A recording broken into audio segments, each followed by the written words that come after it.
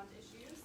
And we have added the 2020s, 2021s, and 22s, so you're able to see that your balances still more than cover your payments each year, even with that 5% rate. So hopefully we will be able to do these refinancings and cut that rate almost in half, but your balances would still support that. We just blew that up on page 11, so you can see that a little bit clearer. If by chance the assessment rate, the assessed value rate significantly exceeds 1%, what impact did that have on the bonds? That would allow you to do prepayments of your current bonds, to save interest expense if your balances are a lot higher than what we're predicting now. And we would tie that in when it comes time to do the first refunding. If your balances are still too high and you're growing at a faster rate, we'll probably, instead of keeping principal the same as it is now, maybe accelerate that so you can keep your levy up.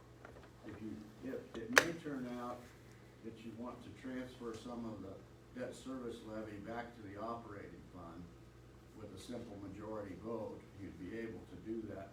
We aren't reflecting that here, but those are all options that will be on the table, because as you look on page 11, after 22, 23, your balances, even in the worst case scenario here of no future refunding, they're already much larger than the payments.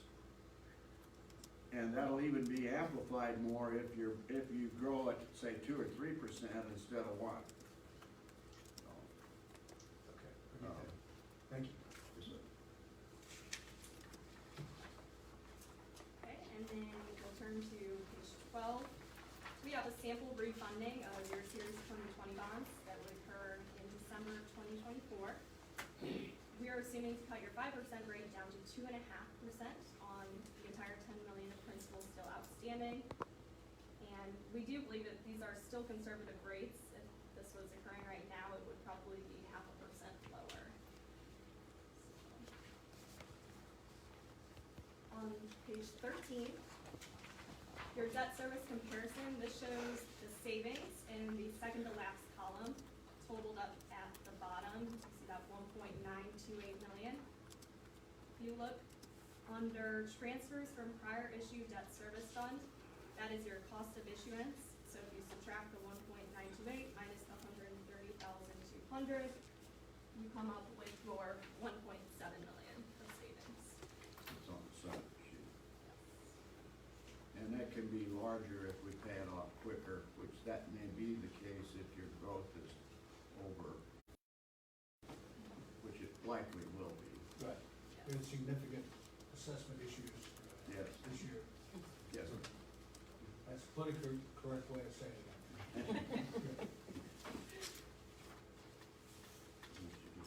Yes. So we also show you a sample refunding of the 2021s, and you can look on your summary sheet. That would save you about $239,000.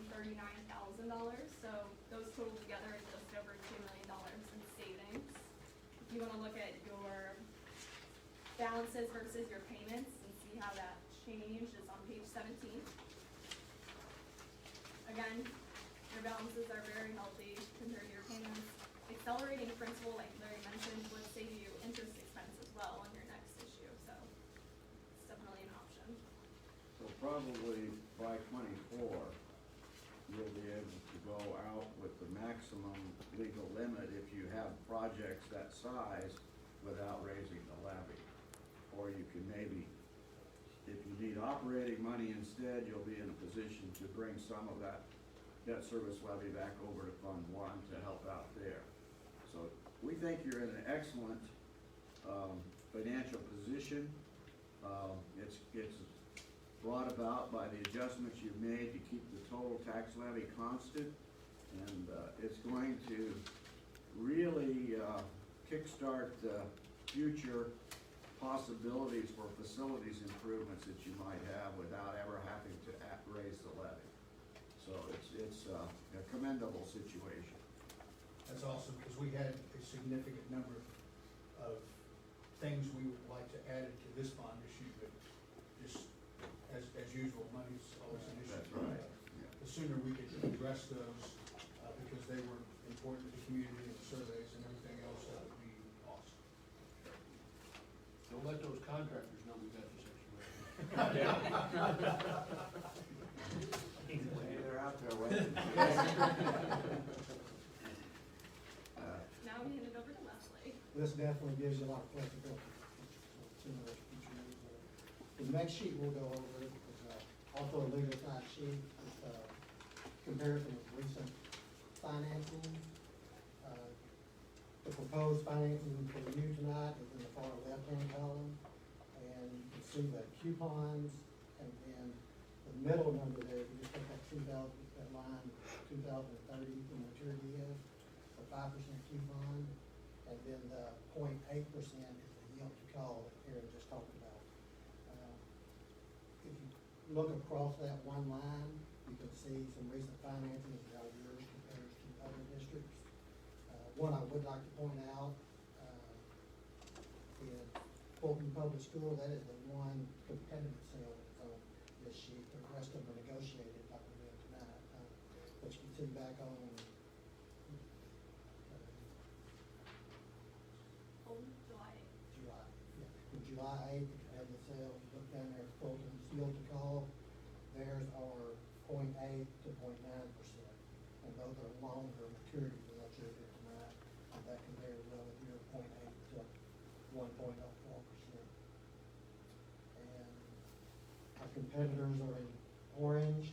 You can see Stifel had a couple in May and July where their yield to call, if you look at that 2030 line again, their yield to call is 2.18 and a 0.8. I'm sorry, 1.9. I would just interject that the two orange ones are put in here to illustrate other issues, but they're in Illinois. And notice that the yields to the call are much higher. Even though the ratings on these financings in Illinois are good, the name Illinois on bonds right now, because of all the problems they've had politically and fiscally, it makes that a hard sell.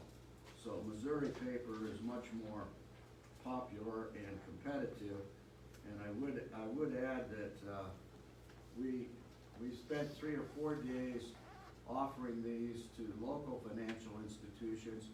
The premium sale is not every bank's cup of tea.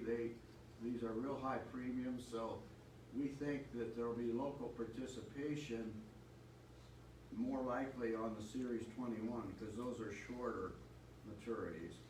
And the banks we spoke to were interested, but they said they'd rather wait for those shorter maturities.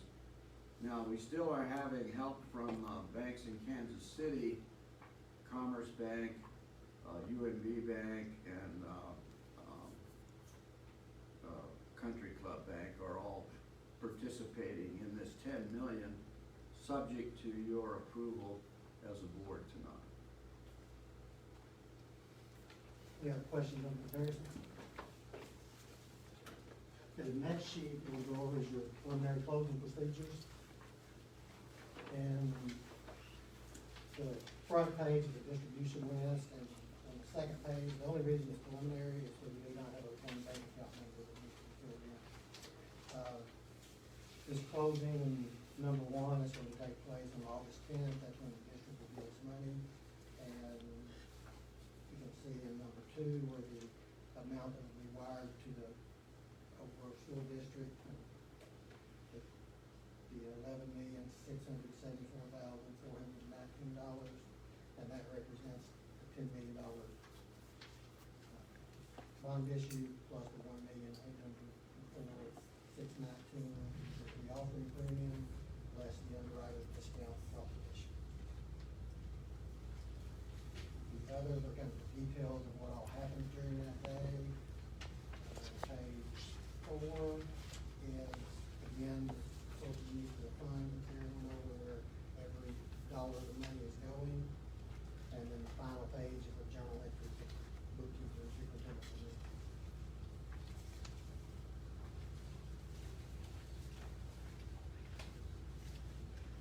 The next document is the official statement. And this is basically described the bond. It has a lot of financial information and data about the district audit, just everything about it. This is what we give out to potential investors that want to purchase the bonds. It's a disclosure document that we have to put out there so the banks can legally invest, knowing that they have adequate data to support their investment decision. It's got a lot of information in it, but I don't think we need to take up your time. You're probably familiar with your own district. Looks like legalese. And the next document is the resolution that needs board action to proceed tonight. We'll flip on a few pages in, on page 1. The resolution, the paragraph, all capital letters, this is a summary of the entire document. And I'll give you just a minute to read through that. Basically directing the issuance of the 2020 bond issue for the purpose of, and it has the exact language from your ballot issue in there, is what you use the money for, providing for the levy and collection of the tax, and participating in the direct deposit program. It summarizes the entire resolution. I'll point out a few sections in this document. Page 4, section 2.2 is a description of bonds. And it lists the maturity date and the coupon rate, and then the yield to call.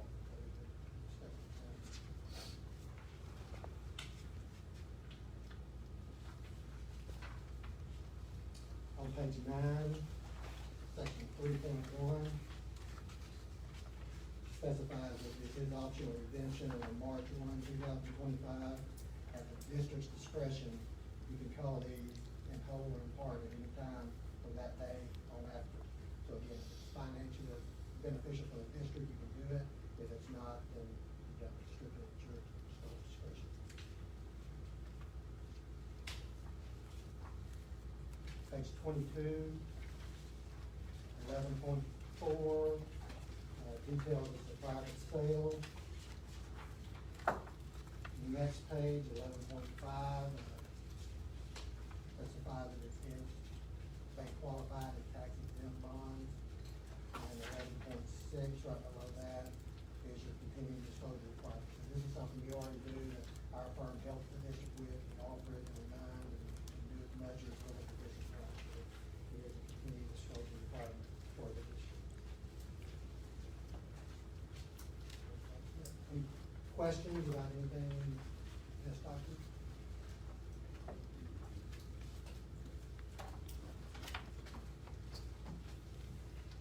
And the final two, I really won't go over, but one is a letter, UMB Bank, that they are the paying agent, and it's a proposal for that. And then a draft news release that describes basically what it's, everything we discussed in that. And it's a draft, you can edit and use it if you want, and it's entire use of stuff. We do encourage you to get it in the news media locally, because it's the best rates in 60-plus years. I think that'll help you with your PR efforts, so. We got an awesome lady that helps us with that. She's right here. Oh, right here, okay. So, that's what we have. We probably went a little longer than you would believe necessary. We hope you have a comfortable feeling about what the issuance of the bonds and the flexibility that's built in for you. And we appreciate, again, very much the relationship we've had through the years.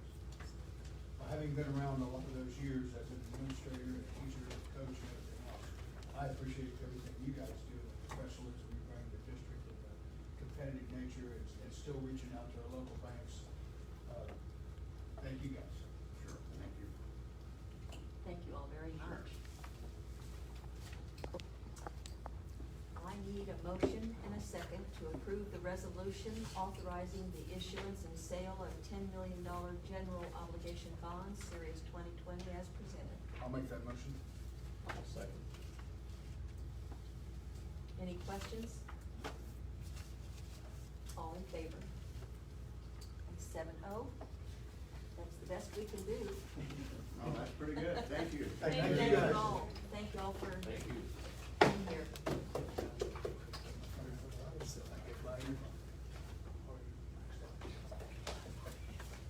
I feel like I'm hearing that song, Money, Money, Money. And now we welcome Hollis and Miller to give us a little discussion presentation. Are we still on Zoom or not? We got kicked off. Tell them to go to the Oak Grove District page. I have it on Facebook. So, Thank you. you're welcome. Which link, Chris? Sorry, people are texting. Just go in Facebook to the Oak Grove District homepage and should be there.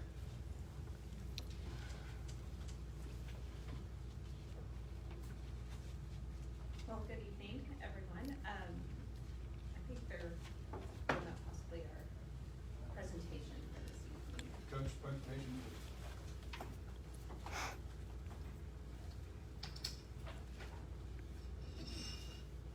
So for tonight, I just wanted to give you an update on where we are with the three main buildings that we're working on for this first building package and where we are on budget.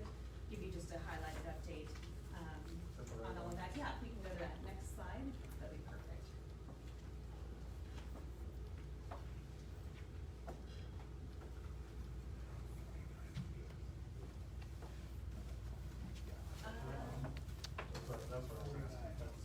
I think this one's an older one.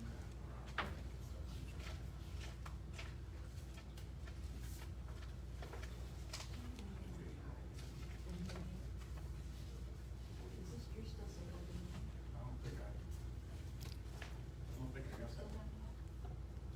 You don't have. I don't think anybody sent that.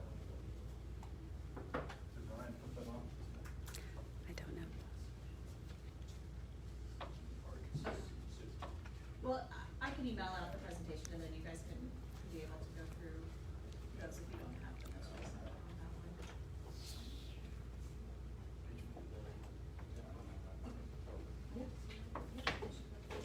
So, for this evening, just wanted to give you a quick update on where we are. Yeah.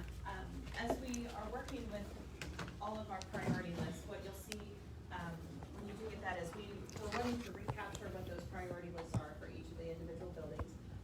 Just as a reminder, again, in this building package number 1 that we are issuing, we're going to be doing work at the middle school, at the high school, at the primary, and the addition of early childhood center at the primary school itself. And then in regards to the civil scope for the campus improvements, that's gonna be one holistic package that'll go in with that. It won't be just specific to those buildings, it will be the entire campus with that. So with those coming in together, we've got our building package number 1, and we've started working on different budgets with those, and so we've been communicating with Brad and his team at J.E. Dunn as far as getting budget estimates onto those specific projects themselves. We are looking, right now we're looking at the first piece being the high school, with all of those priority lists that we have within that. We had our current budget, just a little bit over 6 million, and we're coming in a little bit higher than that on our current budgets. Now, I also wanted to mention with that, these current budgets that you're looking at, we're at the conclusion of our schematic design. So we're already finishing up design development, and in fact, J.E. Dunn has our updated set of documents that they're working with now. So there has been a little time lapse in between that, so the budget numbers that you're seeing were from schematic, which was about a month ago. And what we're looking at now would be, with the high school, those numbers right now are coming in a little bit over, by about 500,000. So, current project list there, we're about 500,000 over. Looking at the primary school and those numbers that have come in, with that particular one, we're about 165,000 over. And so, middle school is still to be determined. We just got started on getting all of that information in, and we have updates for you on those. But when looking at that pricing budget number, we've got to be determined on that, and we'll present with that at this design development. So looking at those overages, we've gone back through the priority list, tried to delegate those list items that we could list as an alternate. And just to kind of refresh your memories on that with an alternate, it's not saying that we won't be able to necessarily do those particular projects, but it's a way that we can line item those particular ones and give them a cost associated with that. So when it comes to the final bid day and we have all of our numbers in, we can more selectively pick and choose depending on which ones are gonna best fit in with the whole priority list and how we want to achieve that. So for the high school, the first alternate item that we are looking at is a reduction of the parking lot on the north. So we're looking at reducing that back down. We're gonna have to do new parking lot because the addition is taking over part of what is currently there at the high school. But this would reduce the full capacity, so if we went with the full build, we would be adding about 227 parking stalls on the north side. Going to that reduced one, we're gonna be sticking right around where you are now, which is about 55 to 60 stalls, but it would be able to forecast and expand further into the north. We're gonna show that smaller parking lot as our base bid. The alternate would be to increase that and give you the full 227. The second alternate that we're looking at for the high school would be, if you recall, we are moving admin into a new addition. We're moving the current counseling into what is now the administration offices areas, and we're renovating that. Current counseling will be shifted into new classrooms, and then the new commons and kitchen will be its own new build out on the north side, and so those current locations are going to be renovated and designed for the SPED classrooms. So a second alternate that we've got for the high school would be going ahead and still building out the SPED classrooms because we know we need that classroom space. But converting the kitchen into the life skills room, we would list that out as an alternate. Working with Jay Dunn on all of these pricings, we feel like we still probably capture that life skills room as part of the base bid, but we want to begin to, as I said, call that out as an alternate, be able to put all of these dollar amounts to these different projects. Over at the primary, that one, we're just about 160,000 over on that. And so we're looking at ways that we can reduce costs. And one of the biggest ways that we can impact that is the courtyard area that we are building that would be in that new kind of interior courtyard space based off of where the early childhood center wing is going in. We would still provide the security fence and the playground equipment and getting all of that in, but all of the further embellishments might be something that we list as an alternate, and that way we can give pricing to that separately and be able to track all of that under a different line item itself. Over at the middle school, we're just getting started on that. And really the interior scope of work in the middle school is a little bit more of a lesser list of items. So the main goal there is obviously getting that secure entry, and so we're working through being able to update the entry vestibule and capture that secured entry. So what will happen is your second line of security doors that you've got will move from their current location inward about 8 feet. And in doing so, we're able to capture what is an existing trophy case in that tilt-up concrete wall. We're gonna punch through that trophy case so that when a visitor comes into the building, they're forced to go through the office before they would have access into the school. And by doing this, it creates that secure barrier for guests and visitors coming into the middle school. In doing that, we gotta do a little work above a soffit, but for the most part, it's gonna be a very simple move, not a lot of disruption to the front of the school. Another piece that we are doing is looking at the egress doors that are out of the different school, or the house pods. We're gonna be replacing those and adding new sidewalks out of there. We're gonna be doing some site work to help with some of the drainage issues that we're seeing there, as well as the exterior modernization. And the one thing you'll see in the information that I sent to you, we're trying to do a cohesive campus modernization so that all the buildings start to really relate to one another. Because you are a campus setting, we feel like that's really critical for the school and the Oak Grove campus itself to have that. And so you'll start to see those repetitive aspects being carried out through both the high school, the middle school, and primary. We'll then translate that to the elementary school when we get to that in package 2 of how we start to bring that in to the exterior modernization. For the remainder of the slides that are gonna be what is in your printout, just kind of giving you an update on the floor plan, where we are with those updates. There's some interior perspectives, so you can kind of see those spaces in real 3D form, as well as looking at those moves at the middle school, and then also the primary with the addition of early childhood center. Those different perspectives are just still computer renderings. We're working through materials the graphics, that's a big conversation that we've had recently with both high school and primary is how we want to incorporate graphics. At the high school, we're looking at a really elaborate timeline piece. We want to be able to capture the history, not only of Oak Grove High School, but of the campus itself. And so we're working with different plaques that would be per decade. It would be an opportunity to have interchangeable pictures, be able to update that as necessary, and then also having a monitor so that we can have that more day-to-day updates that would happen a little bit quicker with real time. So that's part of the graphics there. At the high school, we're also looking at the new common space. We realize that's gonna be held not only as a place for students during lunch and other all-school events, but that it would be served as an after-hours spot. So there might be awards banquets or reunions or things that would really start to bring the community together. So we're working on other graphics that really start to relate to that space as a community space as well. The last thing there at the high school, we know that our addition is going to interfere a bit with the current time capsule that has been buried. And so we've been working with Randy and others to try to figure out exactly how we want to handle the movement of that.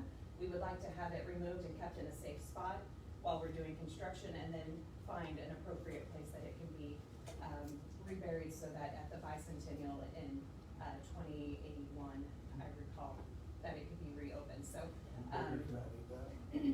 we're gonna, I put Randy in charge of it, so I'm taking credit.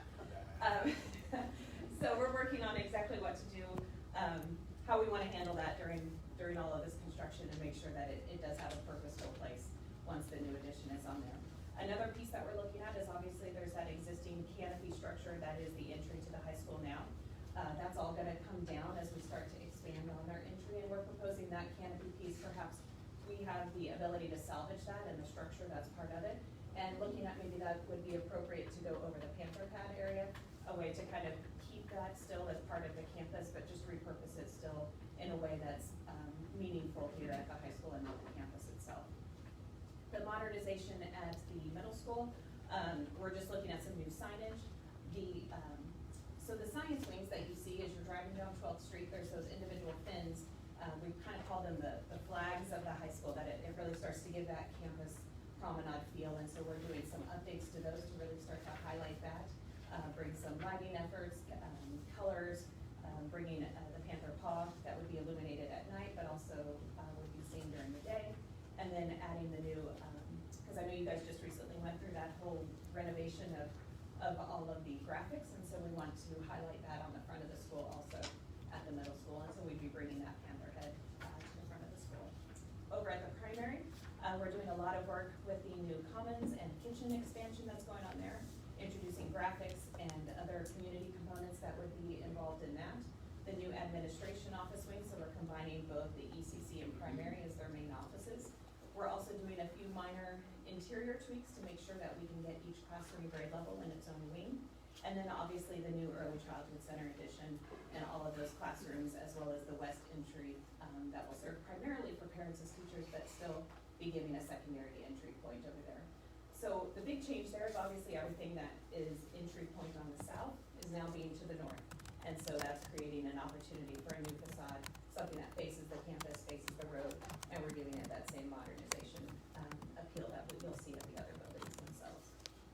So I know that was a really quick rundown of where we're at, and you guys are running long this evening. But I would love any questions, comments you may have. I know you've got those printouts there in front of you also too. Where's the elementary in this? I know they kind of feel like they're getting left out anyway, so. So they're not being left out. We actually have our team at Hollis Miller that I just got them kicked off this past week. We're gonna be doing a site visit at the elementary school later this week, so they're part of package 2. So package 1 will be going out to bid the first part of October. And that allows us to stagger those construction times. And so once, we'll start at the high school demo there, then move to the primary and middle school and so forth. And so once those crews start moving out, then they'll be ready to start right at the elementary school. We do have some abatement work that we need to have happen at the elementary school before we would dig into that too much. So that gives us a little bit of that buffer time while we're having bids out and getting all of those contractors set and ready to go there.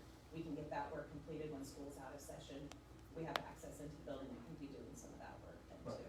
I was just concerned with budget to make sure we we were allocating funds, because that obviously is gonna be a big piece as well. It is, and so we've set that initial kind of overall budget, and each school has its own, set budget that we're working with, and that's what we're tracking, to making sure we're keeping with those budgets and to, infringe on the elementary school budget and take anything away from what they're gonna need.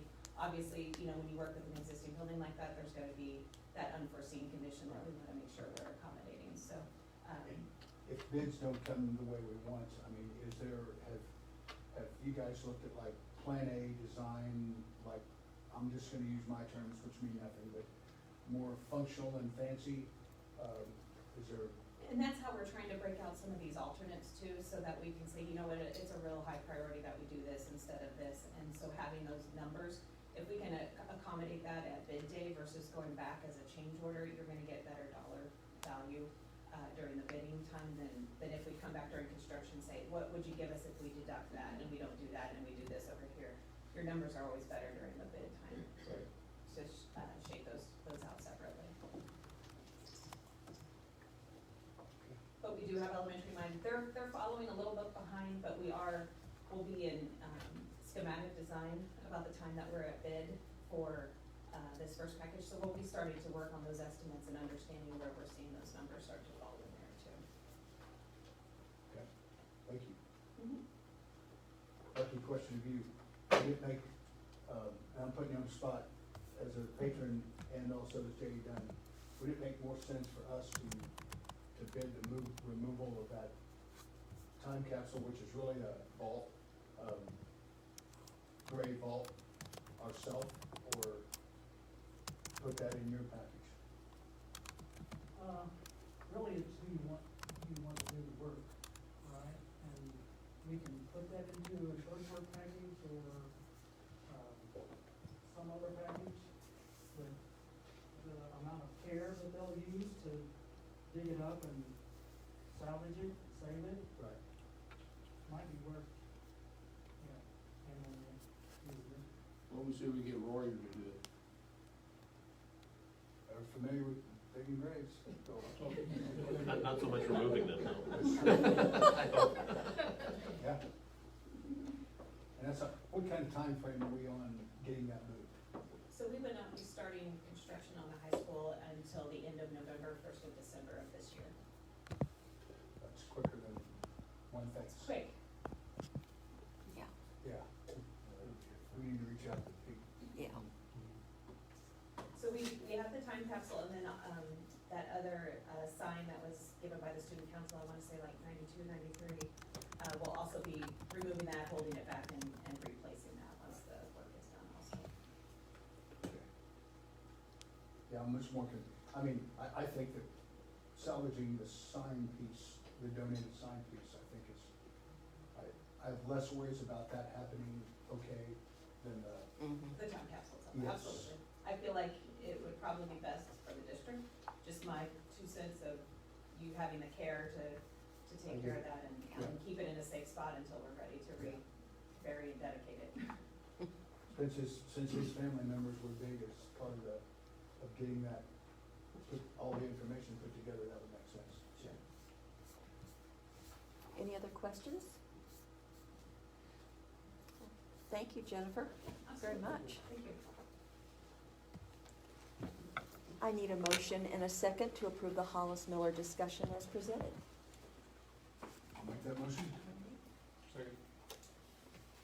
Is that you, Keith? Or was that Norton? I couldn't tell. Thank you. Any other questions or concerns? All in favor? That's 7-0. Thank you.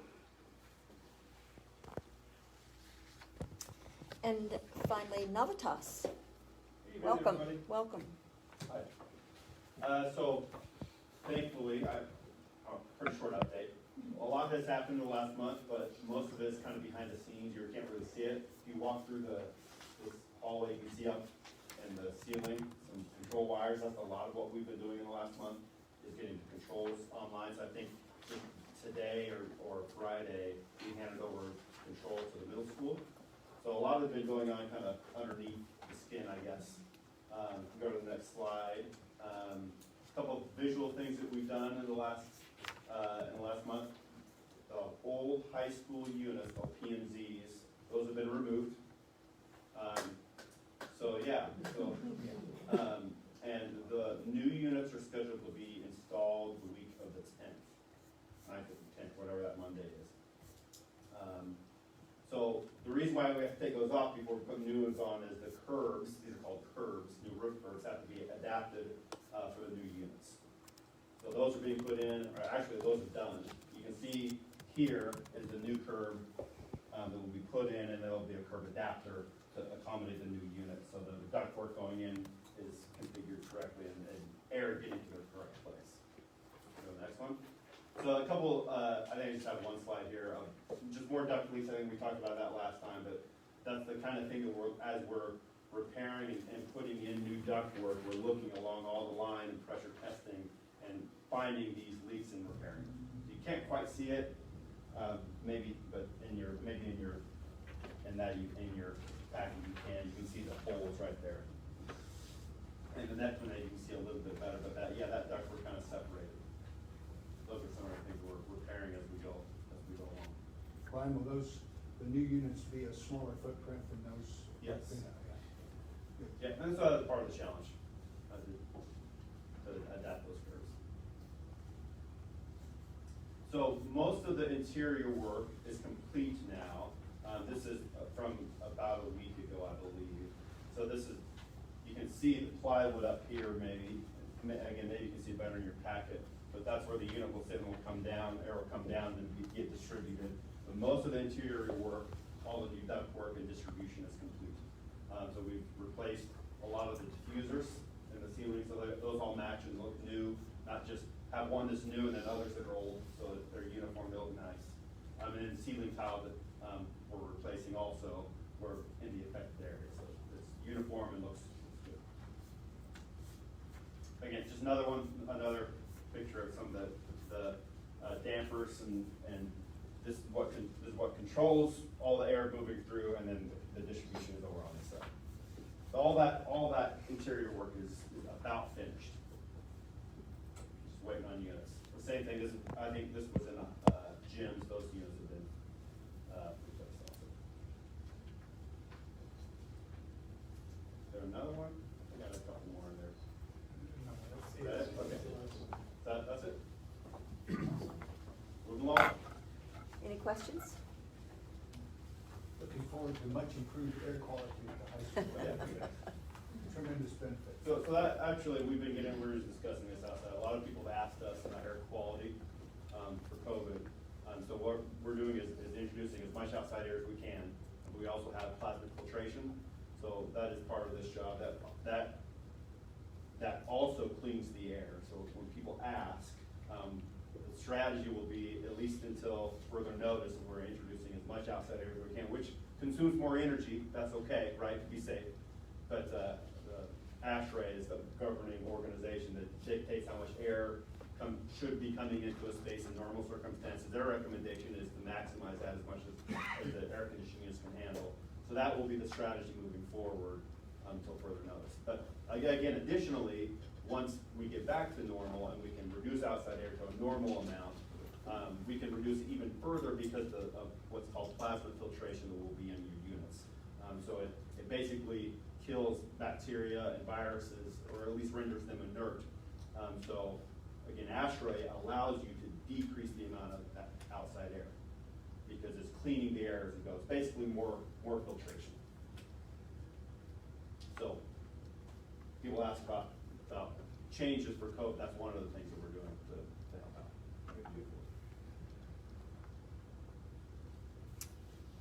Any other questions?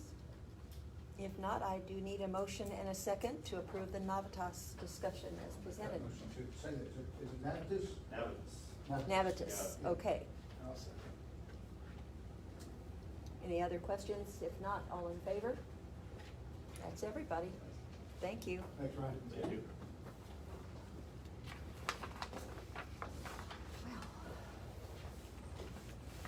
Okay, moving right along, I need a motion and a second to approve the consent agenda items as presented. Drew, was that you?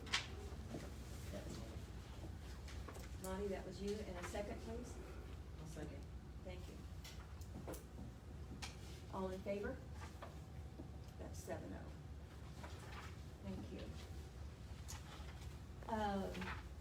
Tom, you are up with our district wellness program. Yes, our district wellness program, we have a committee that is scheduled to meet annually.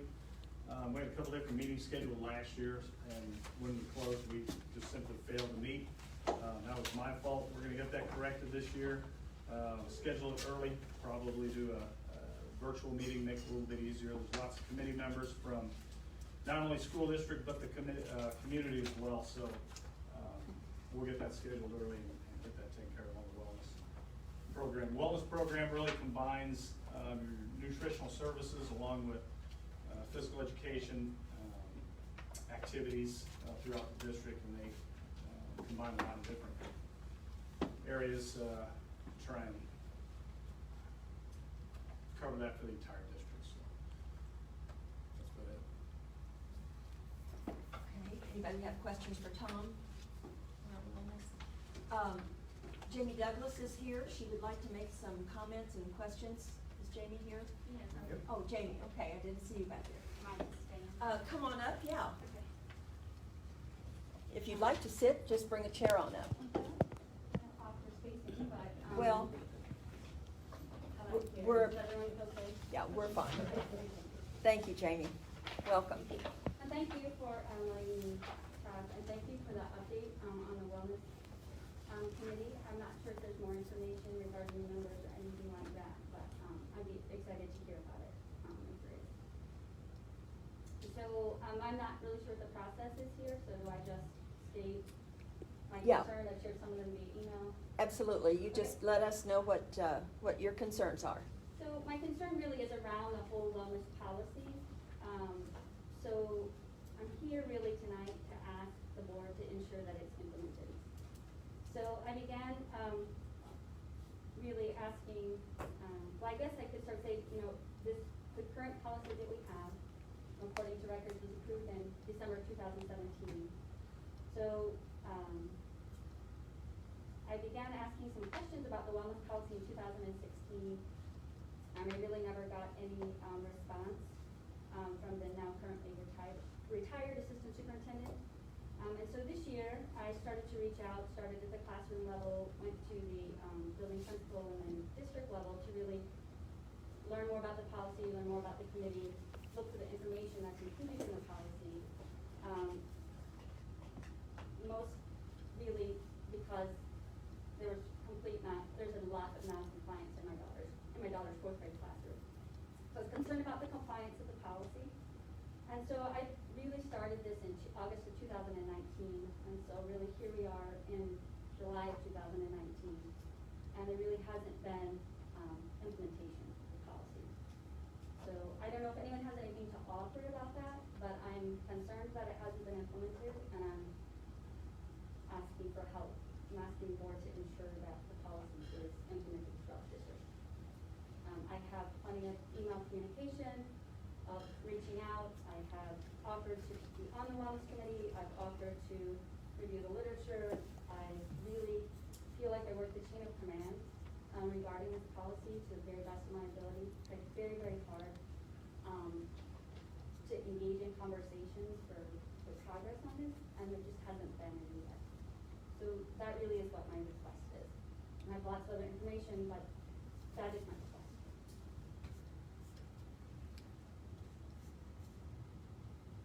Probably couldn't come to a more important time with all the stuff that's hanging over our head, that's for sure.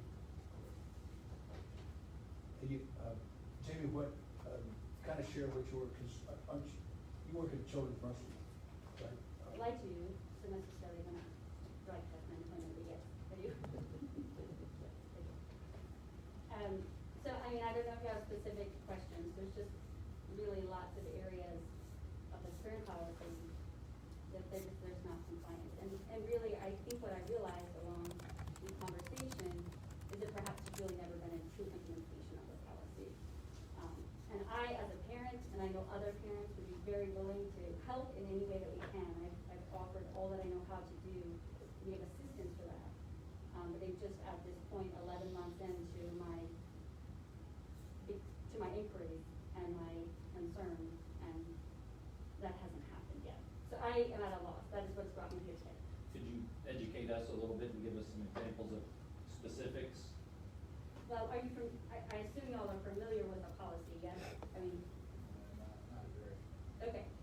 think that that's really the biggest thing, is really reviewing the policy and really understanding what it says. I mean, I can, I wanna be respectful because I think everyone's intent is to be compliant. I think there's a lack of awareness and an implementation plan that just hasn't happened, and not necessarily saying that there's blame or fault there, I just think it hasn't happened. And so, I mean, there is, as far as I know, according to multiple things in policy, there is the wellness committee. Well, I know, and Mr. Huffington, or I appreciate very much that you've been working on that. But prior to that, I don't believe there was a policy, or a committee. If there was, I haven't been able to locate that. I haven't been able to find the minutes. I haven't been able to find the information regarding that. There's lots about physical activity, recess, nutrition, the way that those things, that they're in the policy, and they're just, I don't know what specifics that you want. I want to be very respectful about all of those. I really don't want to, I mean, I can via email, I want to be respectful about that, but there's multiple examples, truly in both of my children's classrooms where I think it's just a lack of awareness. I appreciate that the needs that I had for my daughter in fourth grade were met for her, but there wasn't a change overall to reach compliance. And so, I have a lot of concerns about that. But maybe the best thing we could do is to try to get you hooked up with the committee itself or the person in charge of that, so that some communication back and forth could start with your concerns and what the committee's supposed to be doing anyway. If that would be a starting. Would be great. I mean, I'm happy to help any way I can. I don't know who the wellness coordinator is that's responsible for policy, for ensuring that the district is compliant with the policy. I don't know who that is. So I don't know who else to contact, but yes, if you could, and I'm willing to do that. Well, why don't you let us try to connect you with a good person there that can at least make some steps forward. Does that sound feasible to anybody else have any other? Yeah, I mean, that's great. I think that some review of the policy, I mean, as a parent, I'll do anything I can to help, but I certainly wouldn't be the person who would be the implementer of the Right. policy. So, Right. but if there's a way I can help, I'm happy to do that. And if it is helpful for me to share concerns, specific concerns, I can absolutely do that. Drew, I know you asked for specific examples. I can give them, I could cite policy. I have that all written out, but I don't really have a place to kind of do that. But yeah, if that's helpful, like what information, if you want more information from me about my communication, about reaching out, about the resources that I have, the literature that are all out there to support the policy that the district has, I'm happy to do that. I'm most interested in areas where we're non-compliant and getting in compliant.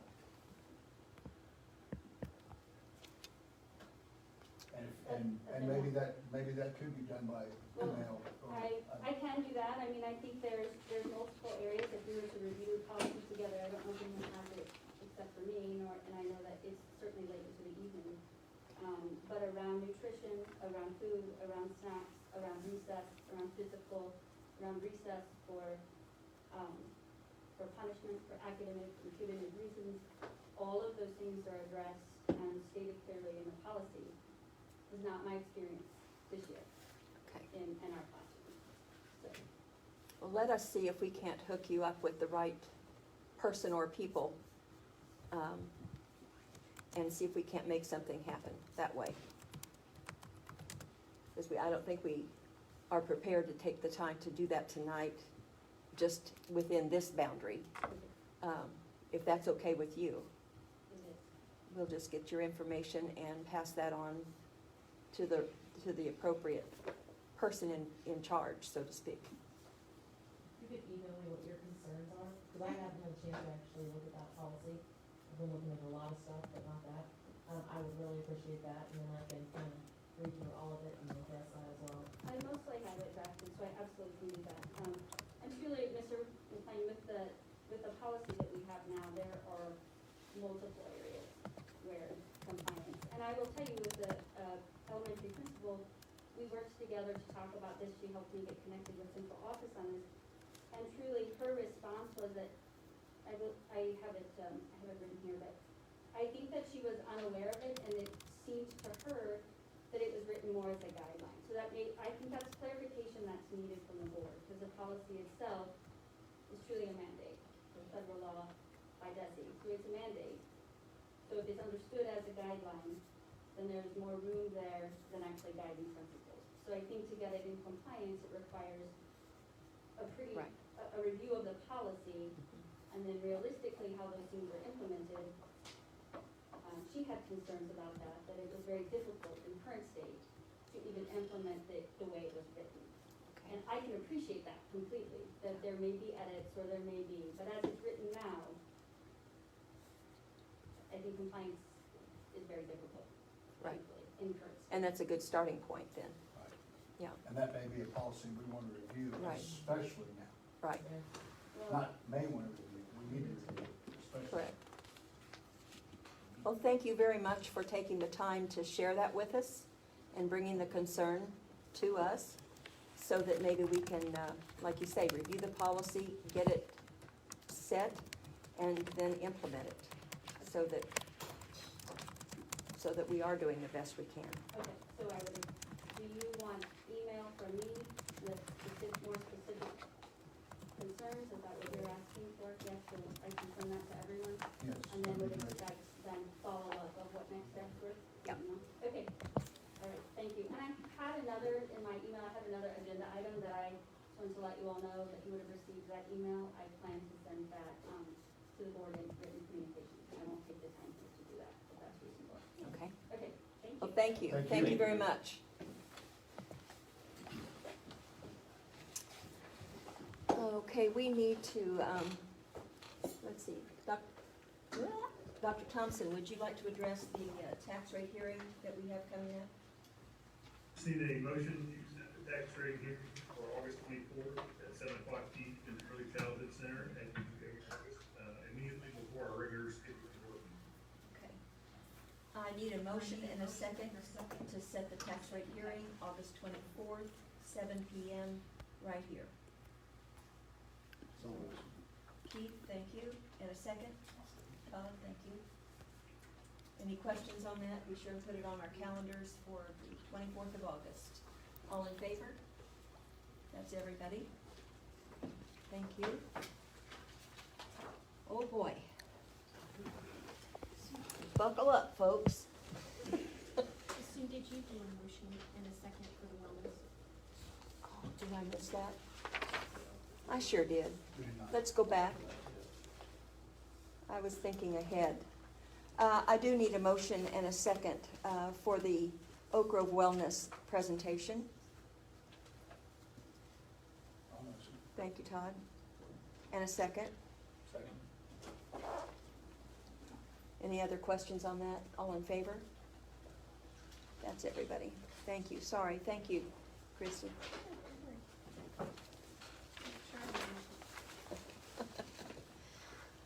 Well, Tom, you're going to give us some heads up on something that is impossible. But go ahead. The initial plan that came out on July 3rd, some of the details in it haven't changed very much. For example, the mitigation strategies we're talking about in the building, some of the protocols on buses, things like that haven't changed a whole lot. Probably the biggest change, there are really two major changes, and I think that came since July 3rd.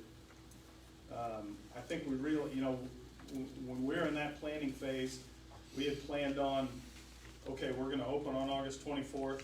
We are expecting another outbreak down the road, and we may be forced to close later in the semester.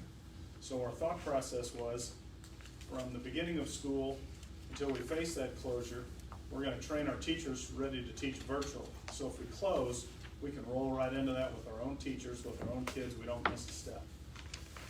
Since the 3rd, things have changed dramatically. And with the rise in local cases, Jackson County has gone to phase 2.5. Kansas City has recommended their schools don't start till after September 8th. You know, in light of that new information just since then, the administrative staff, we've met on a regular basis between July 3rd and now.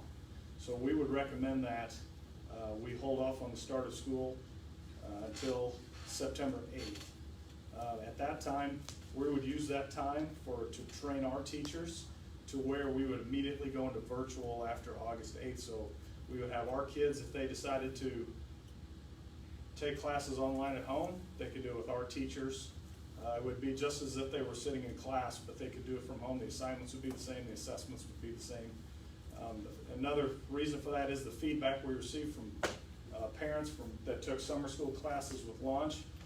It was I don't know if difficult's the right word, but I think there were challenges associated with Launch. So I think parents have a lot of apprehension using Launch as our main online program. So we feel like we would like to speed up the process of having our teachers teach those online classes, but we need to make sure that we're preparing our teachers to be ready to teach that. We don't want to put them out there in a bad situation. So we want to, you know, I think starting September 8th has several advantages to it. That gives us 13 days with the teachers for some training, along with what they're already doing this summer. They've already started with that. I'm going to let Chris answer a few questions with that. But that's our biggest change is holding off on the start of school until September 8th. And at that time, you know, we don't want to commit to saying we're going to go face-to-face or it's going to be virtual. We want to wait on that as best we could, but we think that is the best situation for Oak Grove, and really switch our virtual to our teachers with our classes and move away from Launch. I think Launch still has its points. They have classes that we don't offer. So I think there's still some advantages to Launch, but I would prefer it to be our teachers with our kids. So I'd just like to open up and answer questions that you may have. I gave you a handout there. The side with the pie chart is really that's from a Launch parent survey after summer school. I sent a survey to parents. Those are some of the main questions that really influenced us, and we take a very close look at those survey results, and we look at their comments. And they felt that there were, you know, Launch has its limitations. On the back side is we sent an updated staff survey back in June, and we submitted that survey again to staff last week as just an update, and I think they're getting more comfortable with the idea of moving virtually. So that also helped influence our recommendation. I've got a question. What would then the last day of school be? Would we be pushing? That's a great question. I can answer that directly we were approved for our alternate methods of instruction through DESE, which means that we can make up those days throughout the course of the year with virtual instruction. For example, we have 6 professional development days where students are not on campus. We could use those as alternate methods of instruction days with students, and our end day would stay the same. That's a great question. Regarding teachers' contracts and work days, are you guys requiring or asking to have the teachers come in 13 days early instead of 3 days early, so they're working 10 more days? Well, if we started September 8th, their first contract day is August 19th, so that would give us 13 days. If we push the start of school back 2 weeks, that'd give us an extra 10 days. So they have the initial 3 days and then those extra 10 days that we can work directly. So their days wouldn't be affected either. Yeah, their days wouldn't be affected either. What about staff members? And we probably have policies that we look at a lot of policies, obviously, that we haven't fully implemented and absorbed. But what about teachers that don't feel comfortable for health reasons being back in a setting? What are we gonna do with that? That's a great question. We've had brief discussions, but that was kind of the extent of our discussion was that, so we just haven't got that far yet, to be honest, about how we're gonna deal with that. if we wanna look at them individually, you know, what are our alternatives? You know, we just haven't got that far yet. Right, and that's tough, because some districts are asking them to use sick days, that's kind of scary. Some are looking at going to Family Medical Leave Act through the CARES Act, Well, and I'll kind of piggyback off that, the Families First Act, which says that, school employees get 10 sick days added on. We didn't implement that in the spring just because we were continuing to pay people, so it didn't really affect us. But that's gonna be, you know, we'll implement that 10 days. It's just gotta be COVID related, it has some guidelines associated with that, so, yeah, and then, you know, whatever days they have, and we'll deal with those case by case, but. right, and I think we should. I'm also concerned about what we are, I guess, to lessen the effect if, like, I'm just grabbing this out of the air. Let's say someone in Mr. So-and-so's class in 4th grade is test positive. Is there a way we can maybe just, it only affects that class rather than shut down the entire elementary, or definitely shut down the entire district? Correct. CDC's came out, they just issued new guidance last Thursday. One of the things from that initial reentry plan on July 3rd was we had 72 hours. If the student has a fever, they're home 72 hours before they can return. CDC has backed off and said that's now 24 hours again. And they're updating that, and they did say in there a way to, you know, basically keep it to within a class. And that's why we think the virtual model for us works the best, because that teacher could just go right online with that class. You know, so I think there's some benefits to it. But yeah, and you know, the first thing we're gonna do is contact Jackson County. They're gonna come in and do that, and they give us recommendations on closed class, just this kid, the whole building. But I know that, and tomorrow, there's a superintendent's meeting with area superintendents to talk about that as well, so. Obviously, that would be much more difficult in the high school setting or middle school setting. I get that, but I guess that's what, obviously, I'm an old school guy, I'm old and old school, I like in-person, that's been my, I don't believe there'll, in my lifetime, there'll be a replacement for a teacher. I just don't think, that's where we are. I guess I'm also concerned, because I know, as I heard from, and as we all did, from numbers and numbers and numbers of people, probably weighed heavy toward delaying the start to try to save as much face-to-face time as we can. I guess the question I keep asking myself is, there's like 19 schools in Jackson County, and 2 of them are delaying till September 8th, KC and Grandview. I feel like we're kind of being the Lone Ranger, and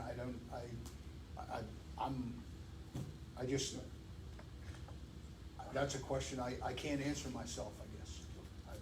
My head keeps spinning on that, because why is Green Valley down the road going in August? Lee Summit, Blue Springs, Fort Osage, and we're not. I'm curious about that. Randy, it may be the same reason we decide to close on ice days when others don't, because we take our kids first. Oh, and I think the training part of it, I mean, we just went 1-to-1, we're trying to put this program together on the fly and trying to get teachers trained. That extra 2 weeks to me would be golden to be able to get them trained up and get them feeling comfortable. True, but some of those districts aren't even 1-to-1 yet, in all buildings. Are we doing what's best for us, or what Blue Springs does? Yeah, I know, but, you know, well, they're a pretty good measuring stick. I think just from the conversations we've had with administrators, just with the way the numbers are going right now, and you put the 1-to-1 in there, you put the training in there, just lump it all together, it makes sense for us to go with the administrators, we feel like, and that's coming from a lot of feedback from staff. I know we talked to the buildings, and we just feel like that's, you know, from an administrative standpoint, we thought that gives us a little extra time, you know, because it changes weekly. July 3rd, March 24th, we're full steam ahead and we're ready to go, but my opinion's changed.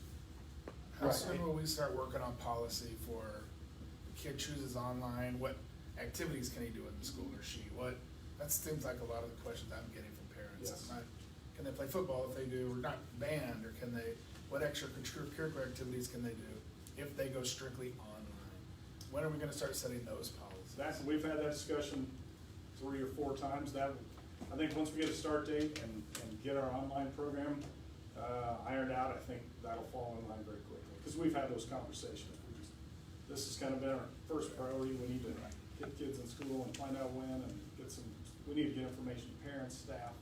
And unless Mission makes some changes, I think if they're not in person, No, you can't participate. Well, as a school district, as a student, no, but as a district. Right. So as long as Right. as long as any of us go back, they can play. Right. It's not individual, it's a school district wide. That's what Misha said. I'm still curious about what Randy brought up about if we have a positive case, and it's a moving target, and I realize that, and it's really hard, and it's vastly different for a second grader who remains mostly in the same class all the time and a high school student. But when are we gonna at least have a framework for what we think? Are we just gonna, when it happens, call Jackson County and let them tell us what to do? Or No, Allie Purvis and she's the district nurse. She kind of oversees the entire district. Her and I have met a couple of times already. She's working on some plans. She's working on some screenings to send to parents, some protocols for that. She has been, her and I have met with that. I think there was kind of a framework in that July 3rd thing, but that's changing as well. So we have had that conversation. Actually met with all the nurses after that, and we talked about that because they know much more about that stuff than I do. If you student assumed to be getting sick, do we have a room available where it would be a secure place to keep them so that until the parent can come in? Yes, we've been working on that. I worked with Mrs. Rainey at the elementary. There's a room right next to the nurse's office. Same for the middle school. And we're still trying to find a spot at primaries. We're packed in there, but I think that's part of it. It's kind of that, but supervision goes along with that too. So it's just trying to iron out those fine details. But yes, that's been part of the discussion. As far as other activities like lunchrooms that typically may have 75 other kids or more in them. Yep, I'm meeting with OPA tomorrow morning at 9 o'clock to discuss the procedures for lunchrooms. Administrators and I have talked about how to limit capacity at one time. If we say half capacity, that may look different in different buildings, but if you bring your lunch, you may eat in class, and if you get an OPA lunch, you come to the cafeteria. That would be one way, but half the kids on one day, half the kids the next day to alternate, so all those things. Apple Bus gave us their recommendations, and I think that's part of your packet. Right. From Apple Bus. They have strategies in there, and there's some things that they leave up to the district as well. So. What technology will we use? Will the kids watch it live, or will it be recorded? I think it's gonna be a mix. I mean, I don't think you can expect kids and parents to sit there all day watching their teacher. So it's gonna be a mix, and that's part of what we've already started training. It's all been optional. Absolutely. I've done 10 in the last week with teachers that have jumped on. We record them teaching in the class, and they don't have to take another hour and teach the work, you know what I'm saying? Will you just capture it as they teach it? Twice. So they don't have to Right, teach it that's a lot twice? of it. A lot of it is gonna go to screencasting. Absolutely. Screencasting whatever they're trying to show. Gotcha. Screencasting a lab so that they can show the kids, how this lab works or whatever. It's gonna be a lot of that, and that's really the prep time that teachers need, because they're scrambling right now and they're all trying to figure it out, but we need to have some guidelines and some parameters, and then we need to do this training in the next couple weeks, and then we need to give them time to get it transferred, what they're teaching to match, because it's gonna look different. I mean, it's not gonna be the same.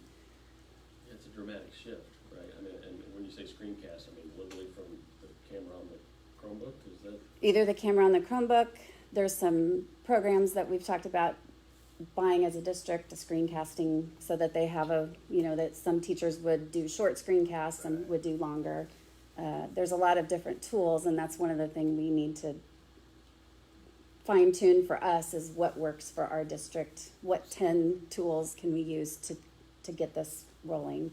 Which I have those. I mean, that's what we're working on now. But I think the teachers are going to need some guidelines of what this is going to look like.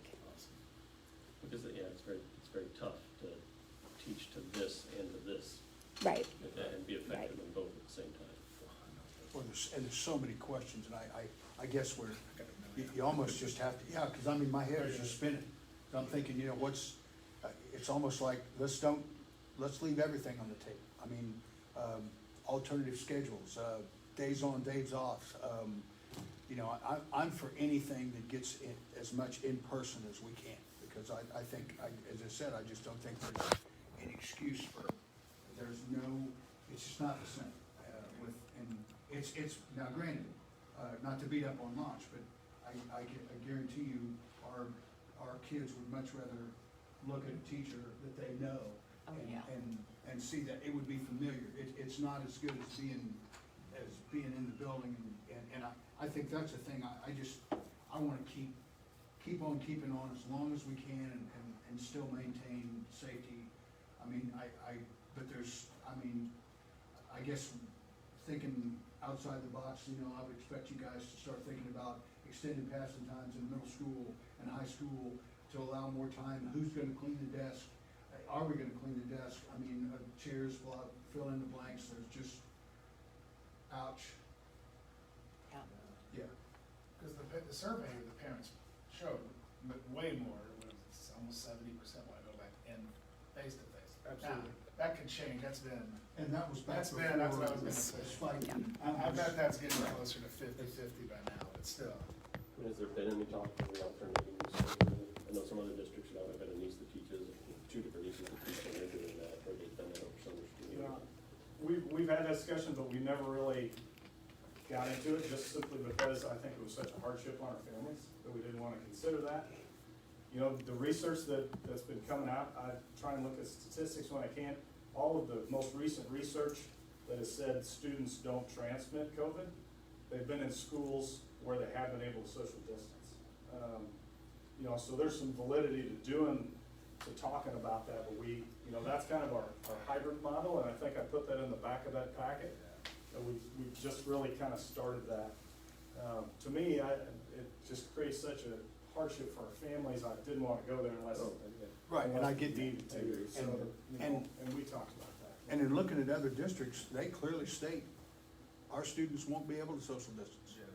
Well, and that's Not gonna happen. kind of what, And really, in our setting, in middle school and high school, We you can't, can't, I mean, we can't either. no, it's impossible.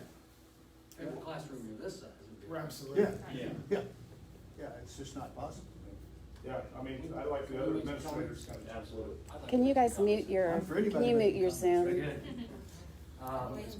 Are you muted, When you Randy? said, Randy, extending passing periods at the high school, they're 4 minutes right now, and I have a small nervous breakdown every time we pass classes, so if we extended that, I don't know that I'd be able to survive it. But I certainly understand where you're coming from with that. I equate this whole situation to driving on I-70, because you've got some people who will do everything they can to avoid getting on I-70. I'll drive back roads and take an extra hour to get to my destination if I don't have to get on to I-70. And that's the people who are scared about what's going on for various reasons, medical reasons, family issues, whatever it might be. On the opposite side of that, you got people on I-70 who don't care what the speed limit signs say. They weave in and out of traffic. They come from 4 lanes across to cut me off because they have to get off at this exit. When if they'd have planned ahead, they could have gotten over a lot easier and not put other people's lives in jeopardy.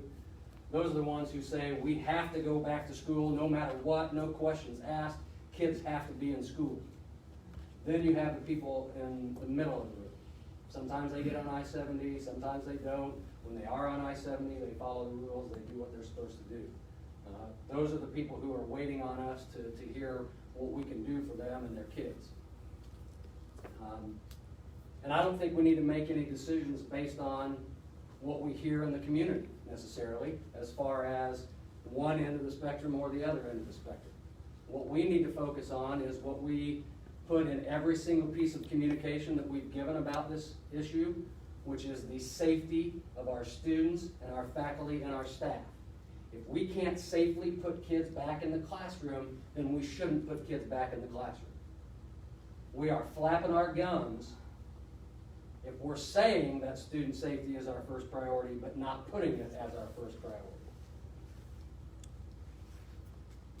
There are staff members, faculty members who are seriously considering not coming back to work at all if we're face-to-face because of their individual situations.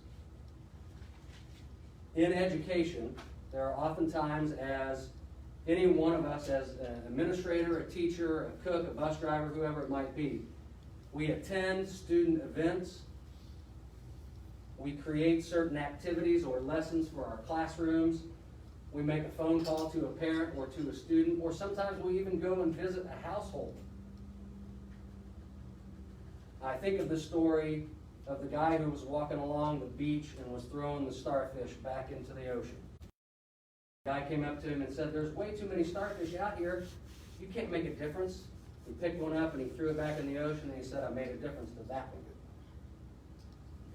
That's what we do. When we can make a difference to one student, that's why we do things. That's why we make decisions that we make.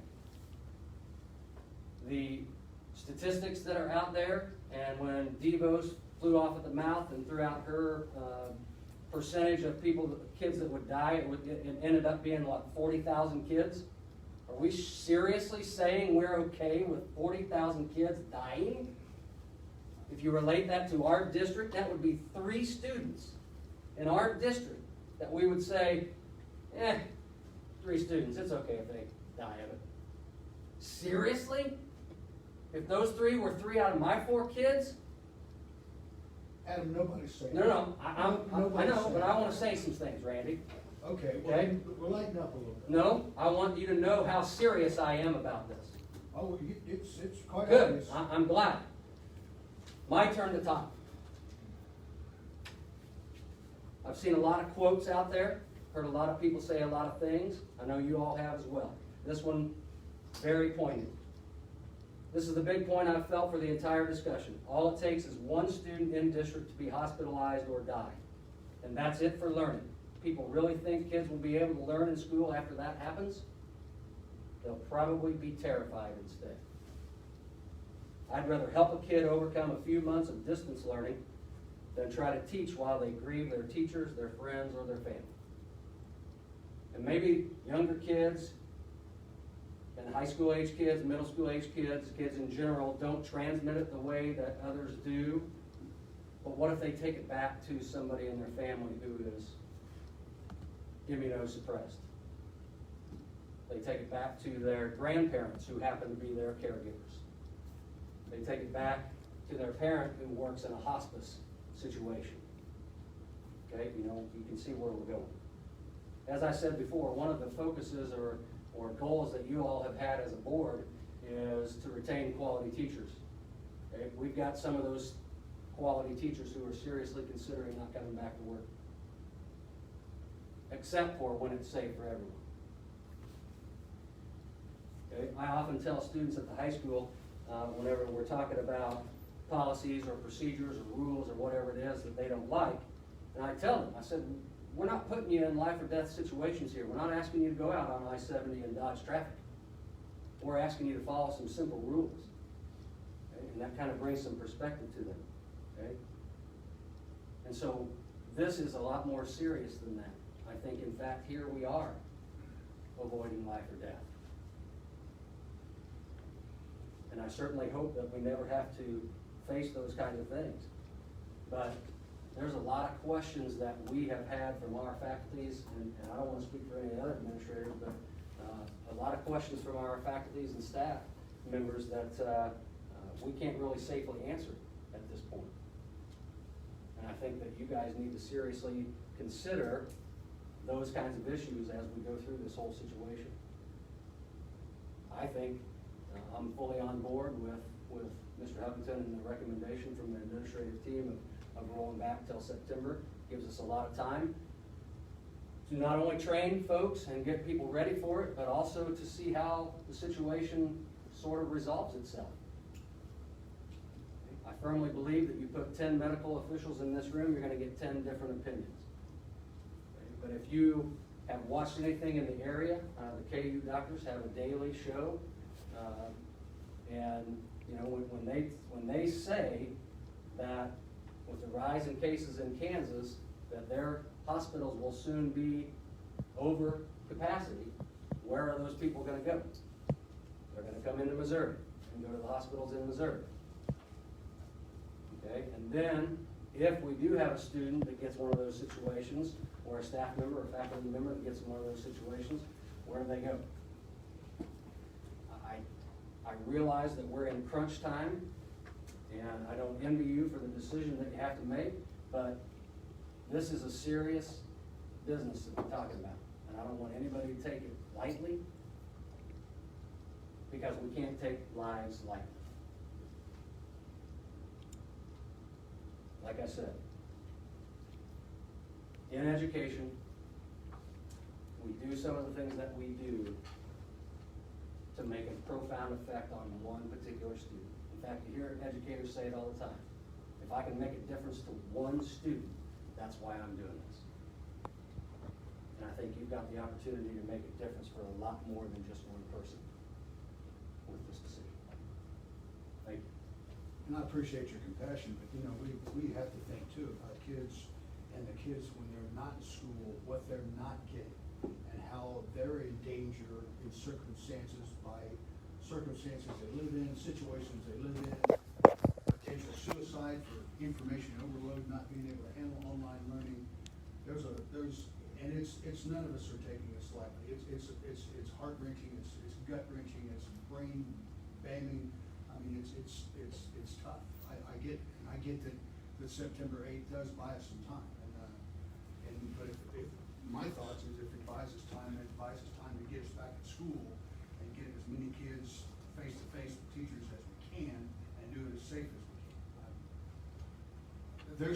There's no right answer here. It's just going to be a best guess, and that'll change as time unfolds. That's just how it is. So Adam, are you advocating for not starting on September 8th any longer? I'm not advocating that because I'm for public education. You know, I wouldn't be in the business if I wasn't. But going into my 25th year of education, I'm more scared than I've ever been. In fact, honestly, if you want me to answer that question honestly, I'm hoping Jackson County Health Department comes in and tells us we can't. I'm gonna kind of our September 8th date as we're planning on going face to face. And if we can't, but we do start, but we would start virtually. But we would wait for maybe Jackson County or something. But our target date would be September 8th for face to face. That would be our first option if it's available. You know, just a thought outside of the box, guys, if to all virtual learning, from a board member's perspective, that creates a whole nother whirlwind for, you know, my job as a board member is to help advocate for the best interest of the school district and their budget. We've got paras that won't have a job, that won't be getting paid. Nurses won't be getting paid. We'll have custodial staff, won't be getting paid. Lunchroom ladies, workers, won't be getting paid. We've got special teachers. What are PE teachers gonna do? Darren, what would your duties be if everything's at home? You know, you guys have to think about that, because for the best interest of the school district, that creates a problem. You know, and taxpayers come to us and say, these people, you know, we're not gonna put this money out here and not get anything in return. And, you know, President Trump said, his opinion is, if the schools don't open the doors, the money needs to follow the kids. And I see part of that and understand part of that. You know, you don't open the doors to this public place, you know, that creates a problem for parents and, you know, the virtual learning. I've had plenty of people come to me and say, my kid will not make it. They will not make it. They go to school to play sports. They need that one-to-one from teacher. They will not make it. I'm not capable of helping them. And what do I say to that? I mean, I'm torn, but, you know, we have an obligation as a school district, in my opinion, to open these doors, and that's why there's a choice. And I feel it's best to give people a choice, and if a teacher doesn't wanna come, or an administrator doesn't wanna come, then that's up to them. And then we, as a collective whole, whoever's left standing, figure it out. I truly feel that, and I understand there's risk involved. I have a son who's got a prior medical condition, and I'm confident in sending him, because I think that's what he needs. He's getting too much screen time, he's getting too much of this. I mean, things have gotta change, and we've got an obligation to do that for these kids. Give somebody a choice, and Adam, I respect your opinion wholeheartedly, but there's other people who have other opinions, and theirs are just as important. Tracy? Yeah, we got you, Tracy. We, We got you, Tracy. First of all, I don't think there's anybody that's wanting us to go virtual, okay? I think what we're talking about is having a source and a way for our kids to learn either way. And I'm just gonna be completely upfront with you guys. We've had a lot of conversations about this stuff, and I'm gonna bat for our administrators team with anybody I've worked with. This is my 25th year as an educator, my 17th year as a principal, okay? We've had a lot of conversations about this stuff. Nobody wants to go virtual. But I'll also tell you this. Adam said he does. No, well, okay, I'm telling you, I mean, that's not what I want. I want to educate our kids, okay? And here's what's going on. We've got a lot of situations here where I've talked to parents, the launch program this year, from my experience, in my building was not good. Yeah, I agree. Okay? And I'm just gonna tell you where I stand on this, because I made some notes and I want you to hear this. And you're talking to somebody that's dealt with somebody that had this, that's very close to them as an intensive care unit. Okay, so I have a little bit different perspective. First of all, COVID is a great concern. Here's my problem as a principal: when I'm responsible for 500 kids walking through the building, some of the safety measures and recommendations they tell us we have to uphold, we can't do. Okay, I have 24 kids in the classroom. You guys have been in the middle school classrooms, correct? Go look at some of those recommendations and tell me I'm gonna follow them. I'm responsible for those kids. Right now, it's not safe. Okay? The other thing is, when we closed schools in the spring, we were one of the first schools to do it.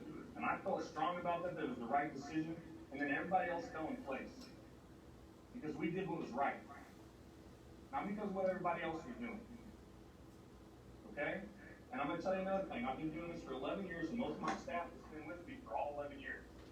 When I talk to my staff, they're not ready to come back right now. They're not confident with what that process is gonna look like. They're not confident with what happens if a kid has this. They're not confident with what's this instructional piece gonna look like. So give us some time, give them some training, so they can do the virtual teaching instead of doing it through launch. And as I talk to parents, that's most of the things that they have worries about. So let's give our teachers the time to get the training that they need. You know, and what I would like to do, I would like to have my teachers come in and do a virtual classroom where they record that class, and then they go in through a Zoom and they record it, and they can put it where a kid can come in if they're at home virtually and watch it live, or also has a link on their Google Classroom. And then even the kid that's in that classroom can come back and watch it. Or if the kid's at home, they can watch it. Okay, but our teachers don't know how to do that yet. So what I would love to do is to be able to have them come in as departments and say, let's design some lessons, and let's look at that, okay? And then let's send it out to each other through those links, and let's see how we can educate these kids. The bottom line is whether, you know, and nobody wants anybody to lose their job. Nobody wants that. But what we want to do is we want to make sure that our kids are safe and that our staff's safe. And you know, it's a little different when you're responsible for 500 kids walking through your door. Because some of those things we recommend right now, I don't feel like I can do the best of my ability. We can come up with every scenario whether you want. Extended passing time, lunchroom, whatever. And I'm ready to go back to work. You told me we're coming back to 24th, and I'm there, and I'm working my tail off. And we're going to have a great year, and I'm going to have a great building. But I just want to put it out there what's real. You know, and everybody's got their opinions, and so many things we're talking about, we're comparing apples and oranges. Some of these other schools, yeah, they're not worried about it, they're not having issues because they've been doing virtual school all year. I mean, we're talking about two different things here, guys. We need more time to properly prepare our staff. 2 days is not enough. We're gonna go on minimal training with a bad taste to start. Let's create some scenarios for our teachers to learn so they can go in and do the best job for these kids. And to me, it's not about activities. It's not, you know, my son was a senior this year and missed his senior golf season. I understand that. But you know, we also understood when we saw one of our loved ones going into intensive care with COVID, what mattered more.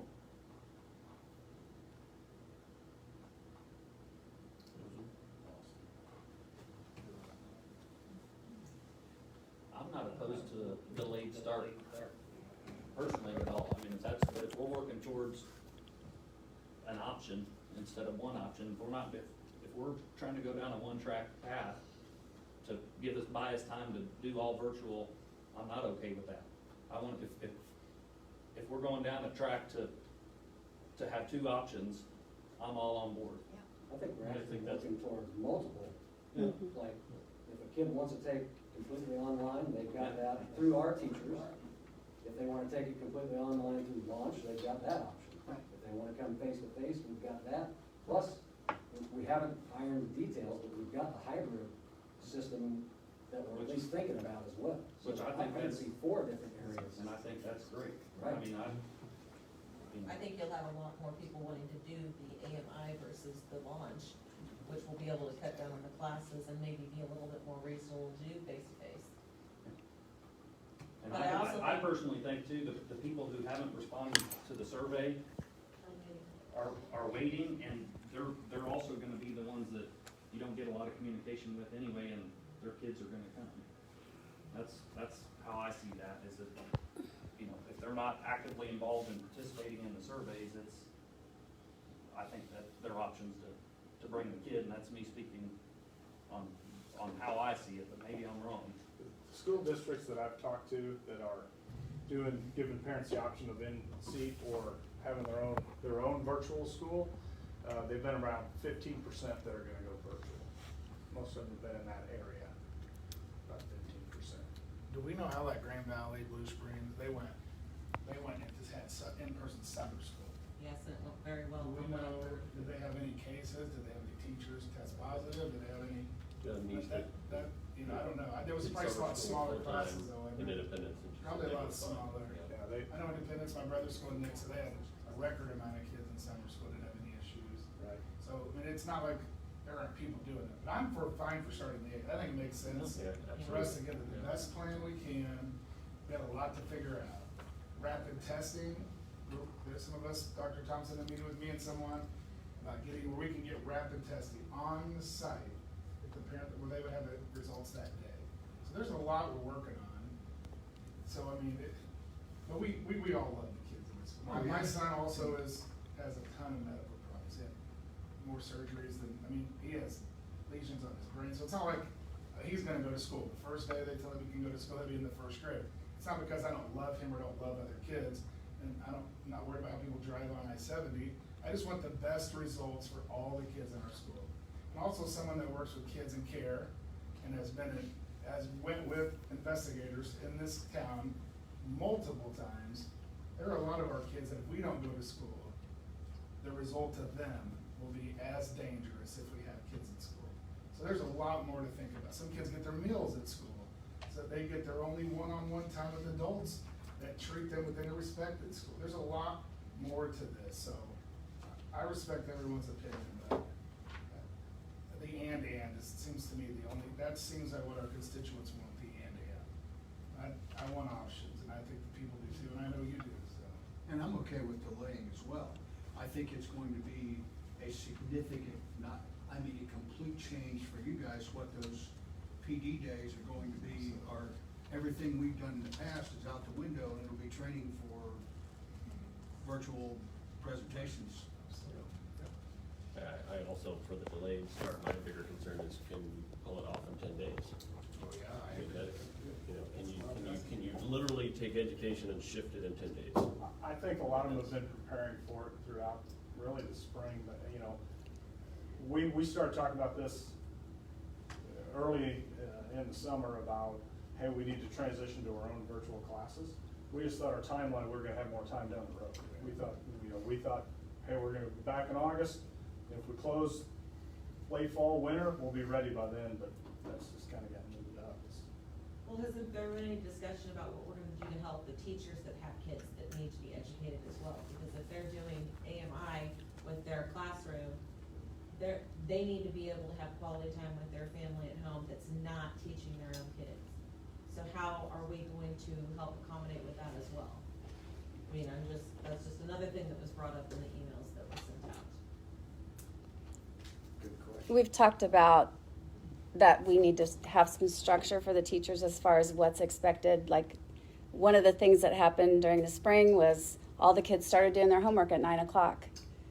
And so then all the teachers were getting flooded with emails at 10 o'clock, and then we were getting emails at 11, because that's when all the kids were doing their work. So we've talked about we need a structure of what's expected for the teachers. They're going to have, some type of guideline from us. I mean, I think they need that so that they're not expected to work 20 hours a day, because that's not fair to their family either. Well, on the flip side of that, there you've got two people household that is working, so the only time that they have to help their children do that kind of stuff is going to be from 5 to 9. Right. So, I mean, I think that that's great, but maybe we need to look at having some other options for those people that they can get assistance as well. Well, we've talked, for example, the guidelines, we talked about, for each class, you have a 20-minute Zoom meeting with your class, and that's doable for teachers,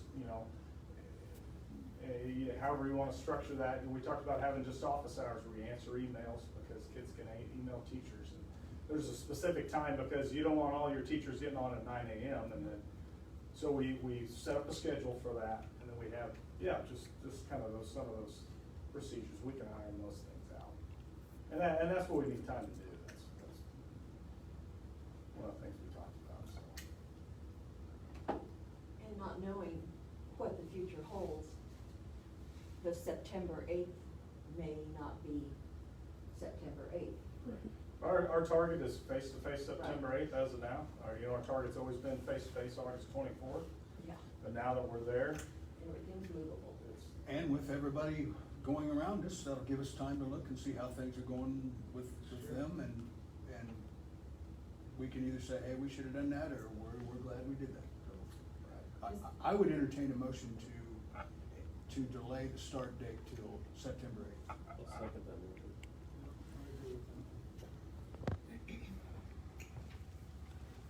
Any other discussion, questions? Gazillions.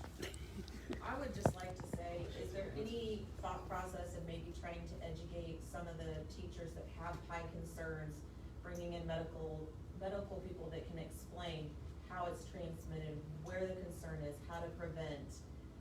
That way, maybe it will lessen some of that fear.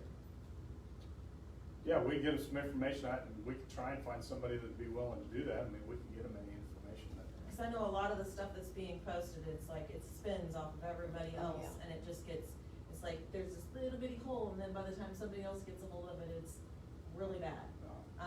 And I've talked to diverse medical people, and they do all have different perspectives, but there are preventative ways that we can go about protecting our staff and our students. And if that means our students have to wear masks, then they need to wear masks. If we can come up with makeshift desks where there are more cubicles so that they can take those masks off when they're there, maybe we look into doing stuff like that. The community is asking us what they can do to help allow their kids to be face-to-face, keep our teachers safe, and keep our students safe. And I think we all have the same goal, and we're gonna have to think outside that box to achieve it. And we may need community help Exactly. to Funding. those cubicle kind of things because I don't want our staff who's, we're $250 looking at as a raise. I don't want them to have to buy hand sanitizer and No.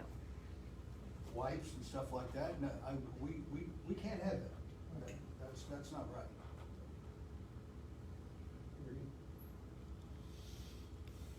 We have a motion and a second to approve the September 8th start as of today as well as the discussion on our reentry plan. Any other questions? All in favor? That's 7-0. Thank you. Thank you very much, Tom, and that's not an easy job you're Oh doing. my gosh. That's for sure.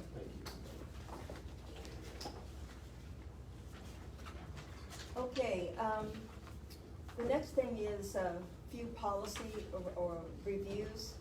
Adam, Jacob, and Darren, would you like to address the PAC usage policy and see if there's any other updates we want to make on that?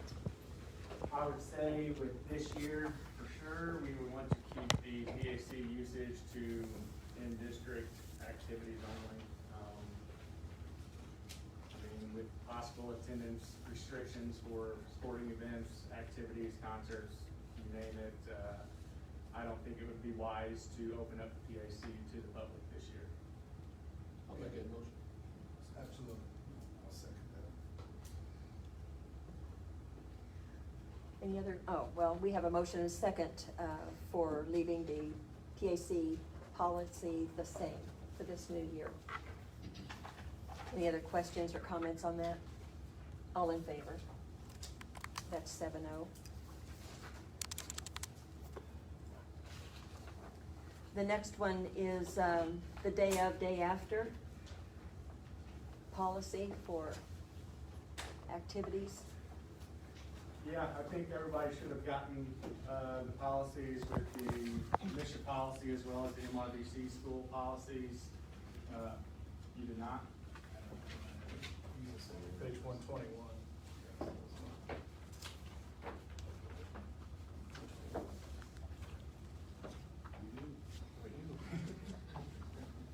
Basically, I just looked up the other MRBC West schools to see what their policy is. It's the same as Misha, the same as Oak Grove's policy, except for that we added for the day after policy, which is day after an activity, the exact same as the day of an activity. So yeah, I mean, are there any questions for this policy? So, well, there are plenty of schools that's half a day to day, how can they do things? For the classes that they go to school, they have to be at those schools. They can't skip an hour that they're supposed to be on So campus. it's day of, so, cause Misha's right, call it half a day to day of. That's their understanding, they always said, to them, that's what a lot, I've talked to For coaches. seat time, To play, I mean, to be eligible for the game. you're talking about seat time. They have to have seat They have to time. be half the day in class. Right. So ours is, even if you're late a minute for the first period, you're eligible. Seat time is you have to be at school, you have to be enrolled in those many classes on campus. This is the attendance policy to where for those classes that you are enrolled or on campus, you have to be at school for those classes. Does that make sense? It does and doesn't, Coach. Actually, I think Todd is accurate. It's, Misha is 5 hours counts as a day. to Right. Misha. Yeah, so that's why they do that, yeah. Misha's 5 days, that's why they say half. Not 7 days and not 10 seconds late. And I get where you're coming from, and I understand rules, but I think in this COVID crazy world we're living in, we had no idea what attendance is gonna look like. I mean, attendance policies have gone out the window from MSIP, from our, every district around us has dropped all their attendance incentives and all those kinds of things. I think it's just too much of a burden to ask during a pandemic. It brings up a good question I thought of. I mean, what if, whatever, my kid, cheerleader and band, let's say band, maybe that's a better example. She's in a class where somebody tests positive and she's required to leave the school for 10 days, so now she also misses out on all that even though she didn't test positive. And another wrinkle, yeah. And then again, I'll keep going. The other thing is for, like, again, for the kid is singing a choir concert that night. Why is it the same? I don't see why we would punish a kid. Cause to me, that's not a sport, that's a graded activity. So, I And to take away a grade where they have to do extra work because they were 5 minutes late today, it seems, that's not the spirit of the rule. It's for why it was started. But that's saying kids in choir get to come in whenever they want to, but kids in football, you have to Standard be what there. that is. I mean, there should be standard. I'm with that. I just think we punish some kids for some things that is more of the rule instead of the spirit. Sometimes they'll call ahead of time and they'll be excused, and there have been times where a coach will say, don't worry about it, and then didn't, communicate well with the principal, and then the kid didn't get to play, stuff like that. But that has happened. But it's not your fault. Well, does it come down to using some common sense, maybe? If their star quarterback lives 6 miles south of Oak Grove, and it's a winter storm, and they're playing the game that night for the state championship, and he's 5 minutes late because he can't get up the hill because of the snow, are they gonna keep him out of the game? Yep, that's what we've done. That doesn't make, if I'm caught on the other side of the train track, that's, Pre-approved, hey, it's snowy out, I'm gonna be late, so it's the phone call in that makes the difference. that's all it takes. But they're gonna call their mom and dad first. We've had this conversation. I'm not advocating, I don't like the rule, but it was, Coach Mack wrote the rule and gave it to me as I was activity in my first year. Because, and the initial rule was, it was for sports only. Had nothing, not even big, Right. nothing to do with any graded classes. And it was because then we had a problem, because we had a star quarterback not showing up till about 5th hour and saying, "Coach, you gotta get the rest. It's game day." And we're way beyond that. We have great kids now and great parents, not that we didn't then, but the accountability factors changed completely. And again, in this day and age, the last, because I know numerous times, as a coach, we've had kids come to school sick the next day, and we'd send them home. That's the last thing we want right now, is any kid coming to school sick. I just don't think we can, I think it's unmanageable during this pandemic. That's my opinion.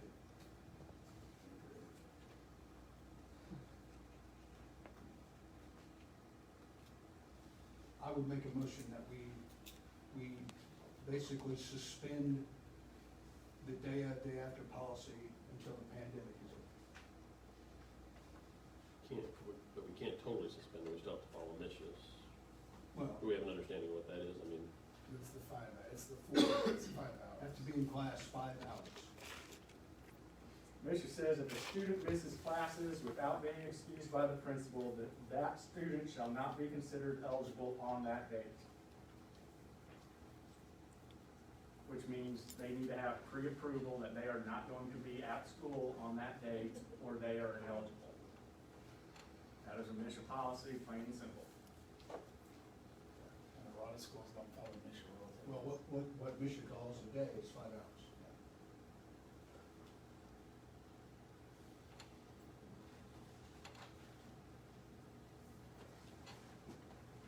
Aaron, in your opinion, what's the negative if we were to suspend it? What's the We're not following the mission policy.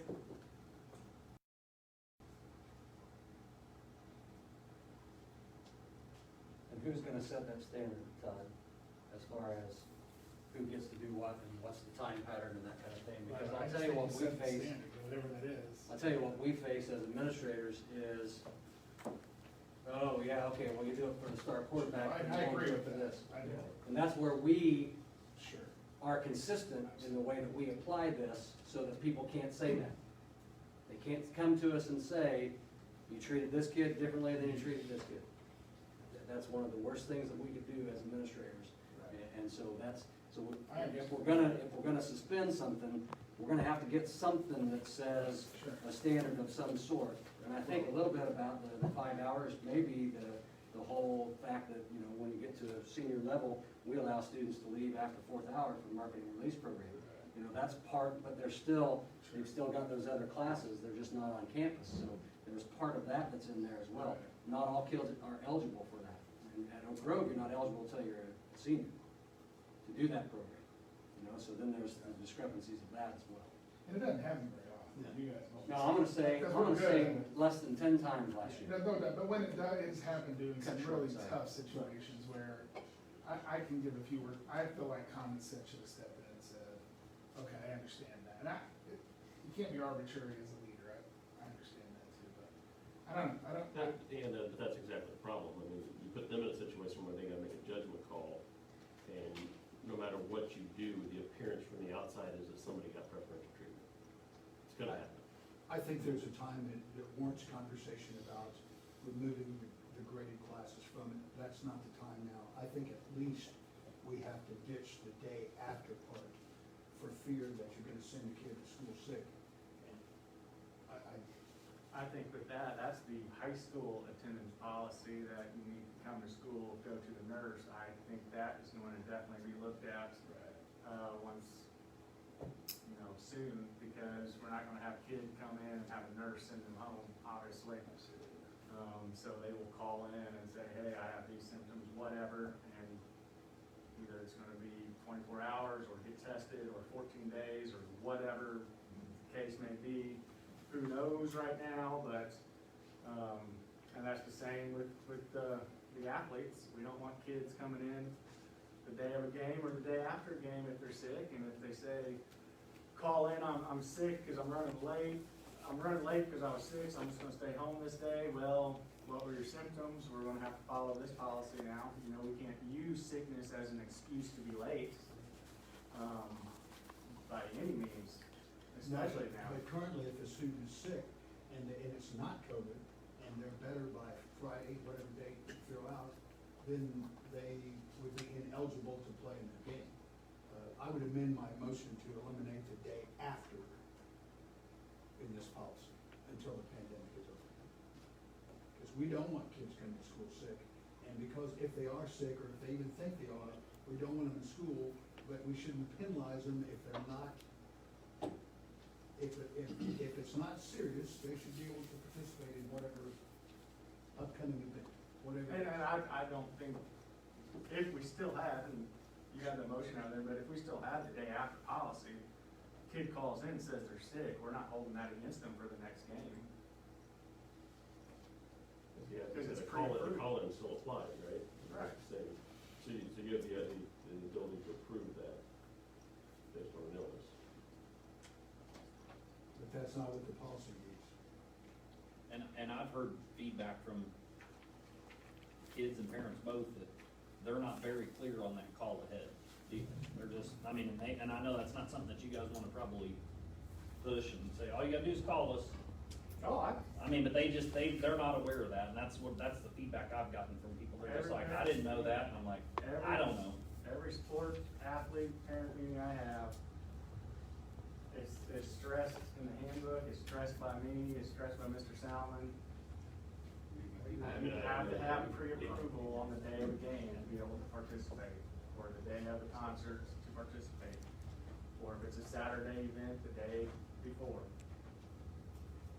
And I know the band instructors and choir instructors are adamant about relaying that information to parents, students. But the day after policy is an Oak Grove policy, that is not a mission policy, so, I think what Randy's getting at is this upcoming school year is gonna be so, and I know administrators and everybody in the district loves the black and white, and it's easy to manage that way, and it's fair, but there's gotta be some gray area there's gonna be so many things that get thrown at Miss Euler this year, and she's gonna say, I have enough, and she's gonna have to use her best judgment. And I think as a board and as other administrators, you're gonna have to support each other on making decisions on the fly, because these are gonna be, you're gonna have so many things thrown your way that, questions, and as far as I'm concerned, I don't know. Unprecedented, unbelievable.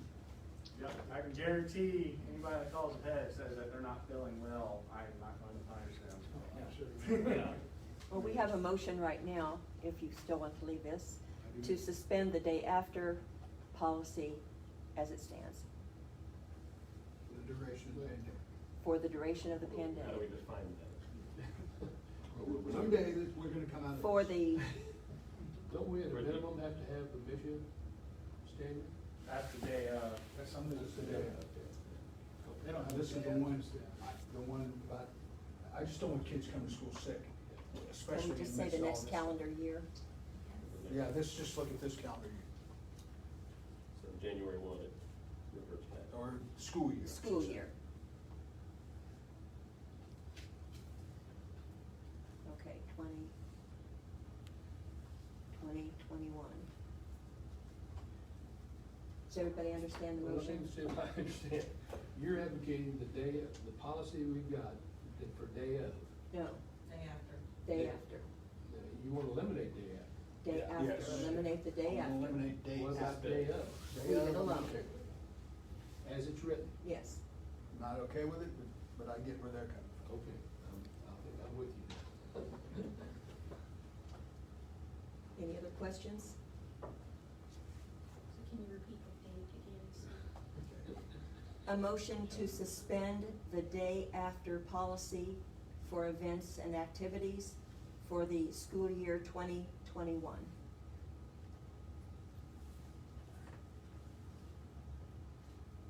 Any other questions? We don't have a second to it. I need a motion and I have a Got motion. Wait 1 second. And I need a second.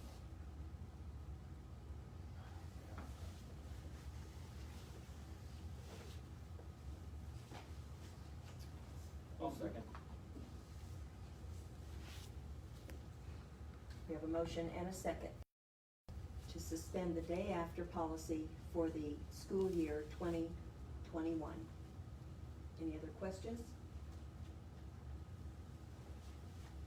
Keith? No.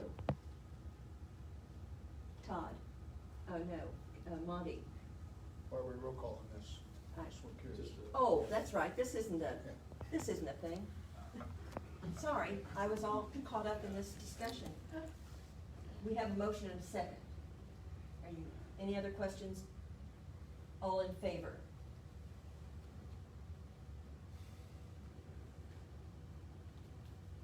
Oh, I'm sorry. I'm gonna vote for. And against?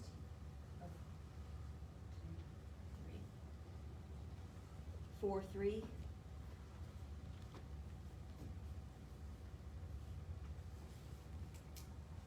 I have that written down, Christie, if you need to.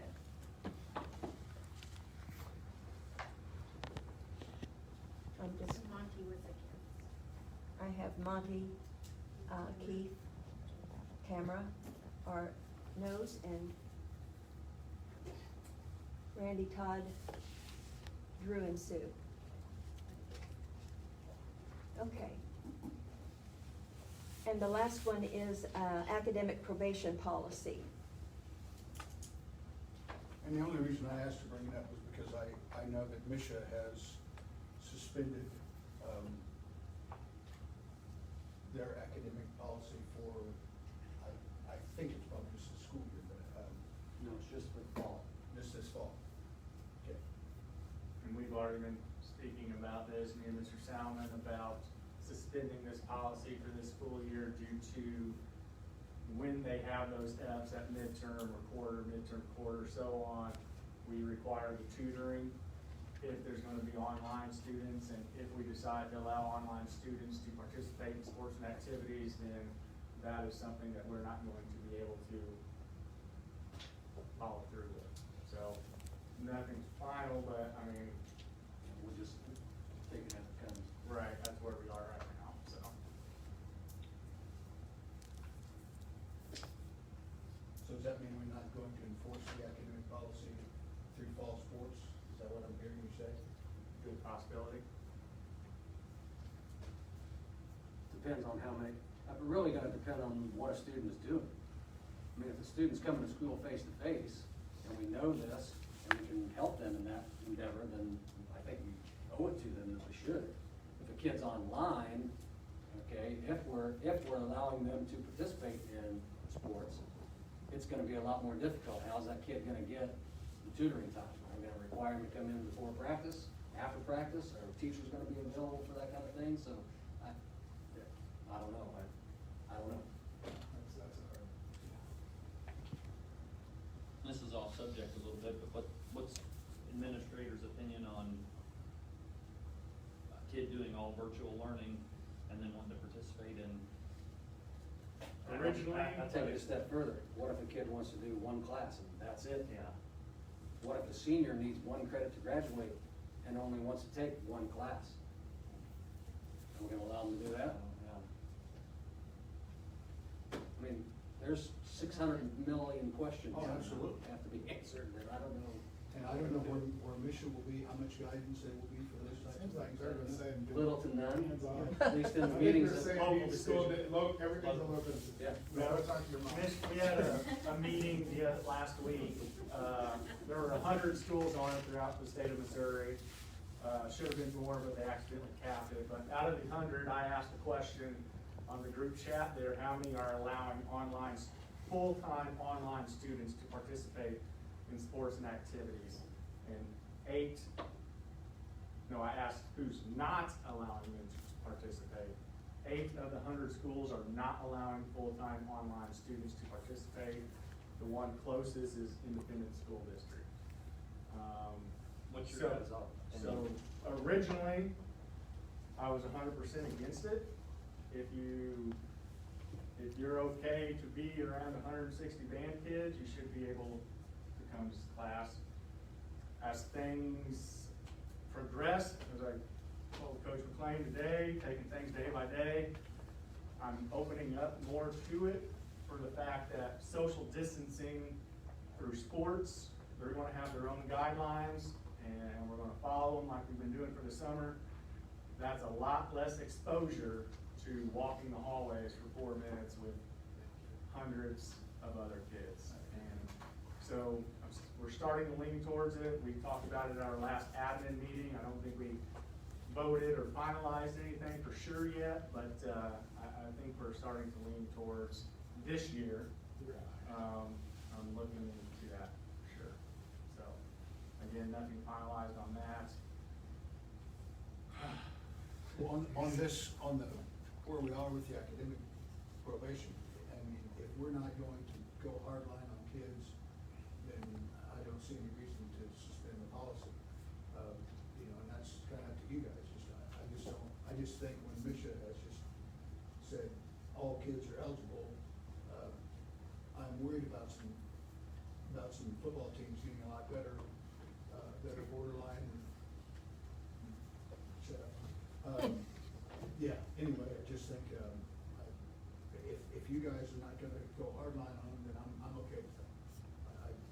Cause I was gonna make a motion, we need to suspend this policy as well, but it sounds like you guys are already there. And if that's the case, then I'm okay with it.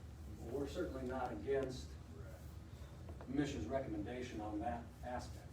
Okay. I mean, and I honestly didn't look because that actually came out, and after, I didn't go back and look to see how many kids would have been ineligible for the fall, but, I mean, it's a handful each year anyway. It's Well, not- mine was a comical, because I know somebody who's coaching in a district that's fairly close to Kansas City schools, and they thought they could probably recruit some kids and have the best season they've ever had if they play in football. But that's just old guys talk. But I guess my thought process was, I would hate for if Misha's not, and don't get me wrong, I mean, academics are everything. The kids come to school, get an education. As a coach, I preach that, and a couple of these guys would agree with it, I hope. But, so I'm not advocating you shouldn't do anything. That's not the case at all. But I just think this year, because everything's so different, and you don't know what a kid's gonna do, what their possibilities are, and all the circumstances are so different. It just doesn't make sense to say, especially if you're only playing 3 games and now your season is over. Yeah, we're looking into everything we can right now. Later in the crystal ball, do you feel like, cause Misha's not gonna tell us to say not to play it, will we just probably follow what our conference says? You don't have a crystal ball, but.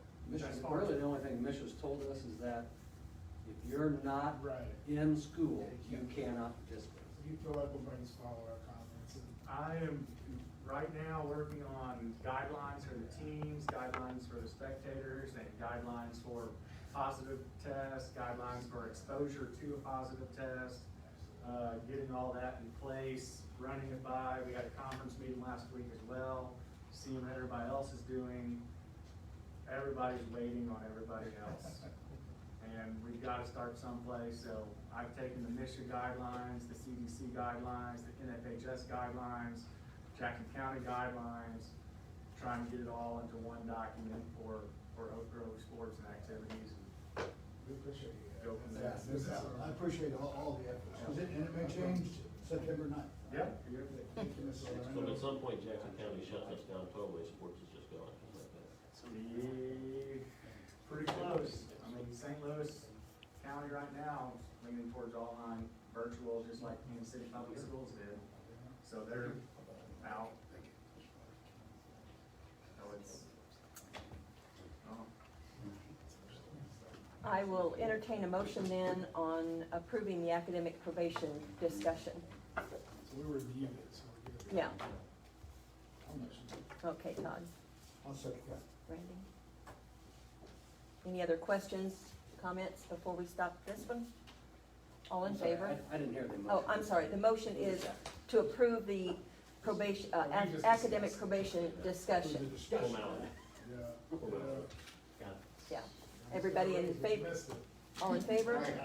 That's 7-0. I think we're getting giddy. My next thing is to adjourn. I'm all about that. I'll second that. Randy? All in favor? That's everyone. Thanks, everybody. Appreciate you coming.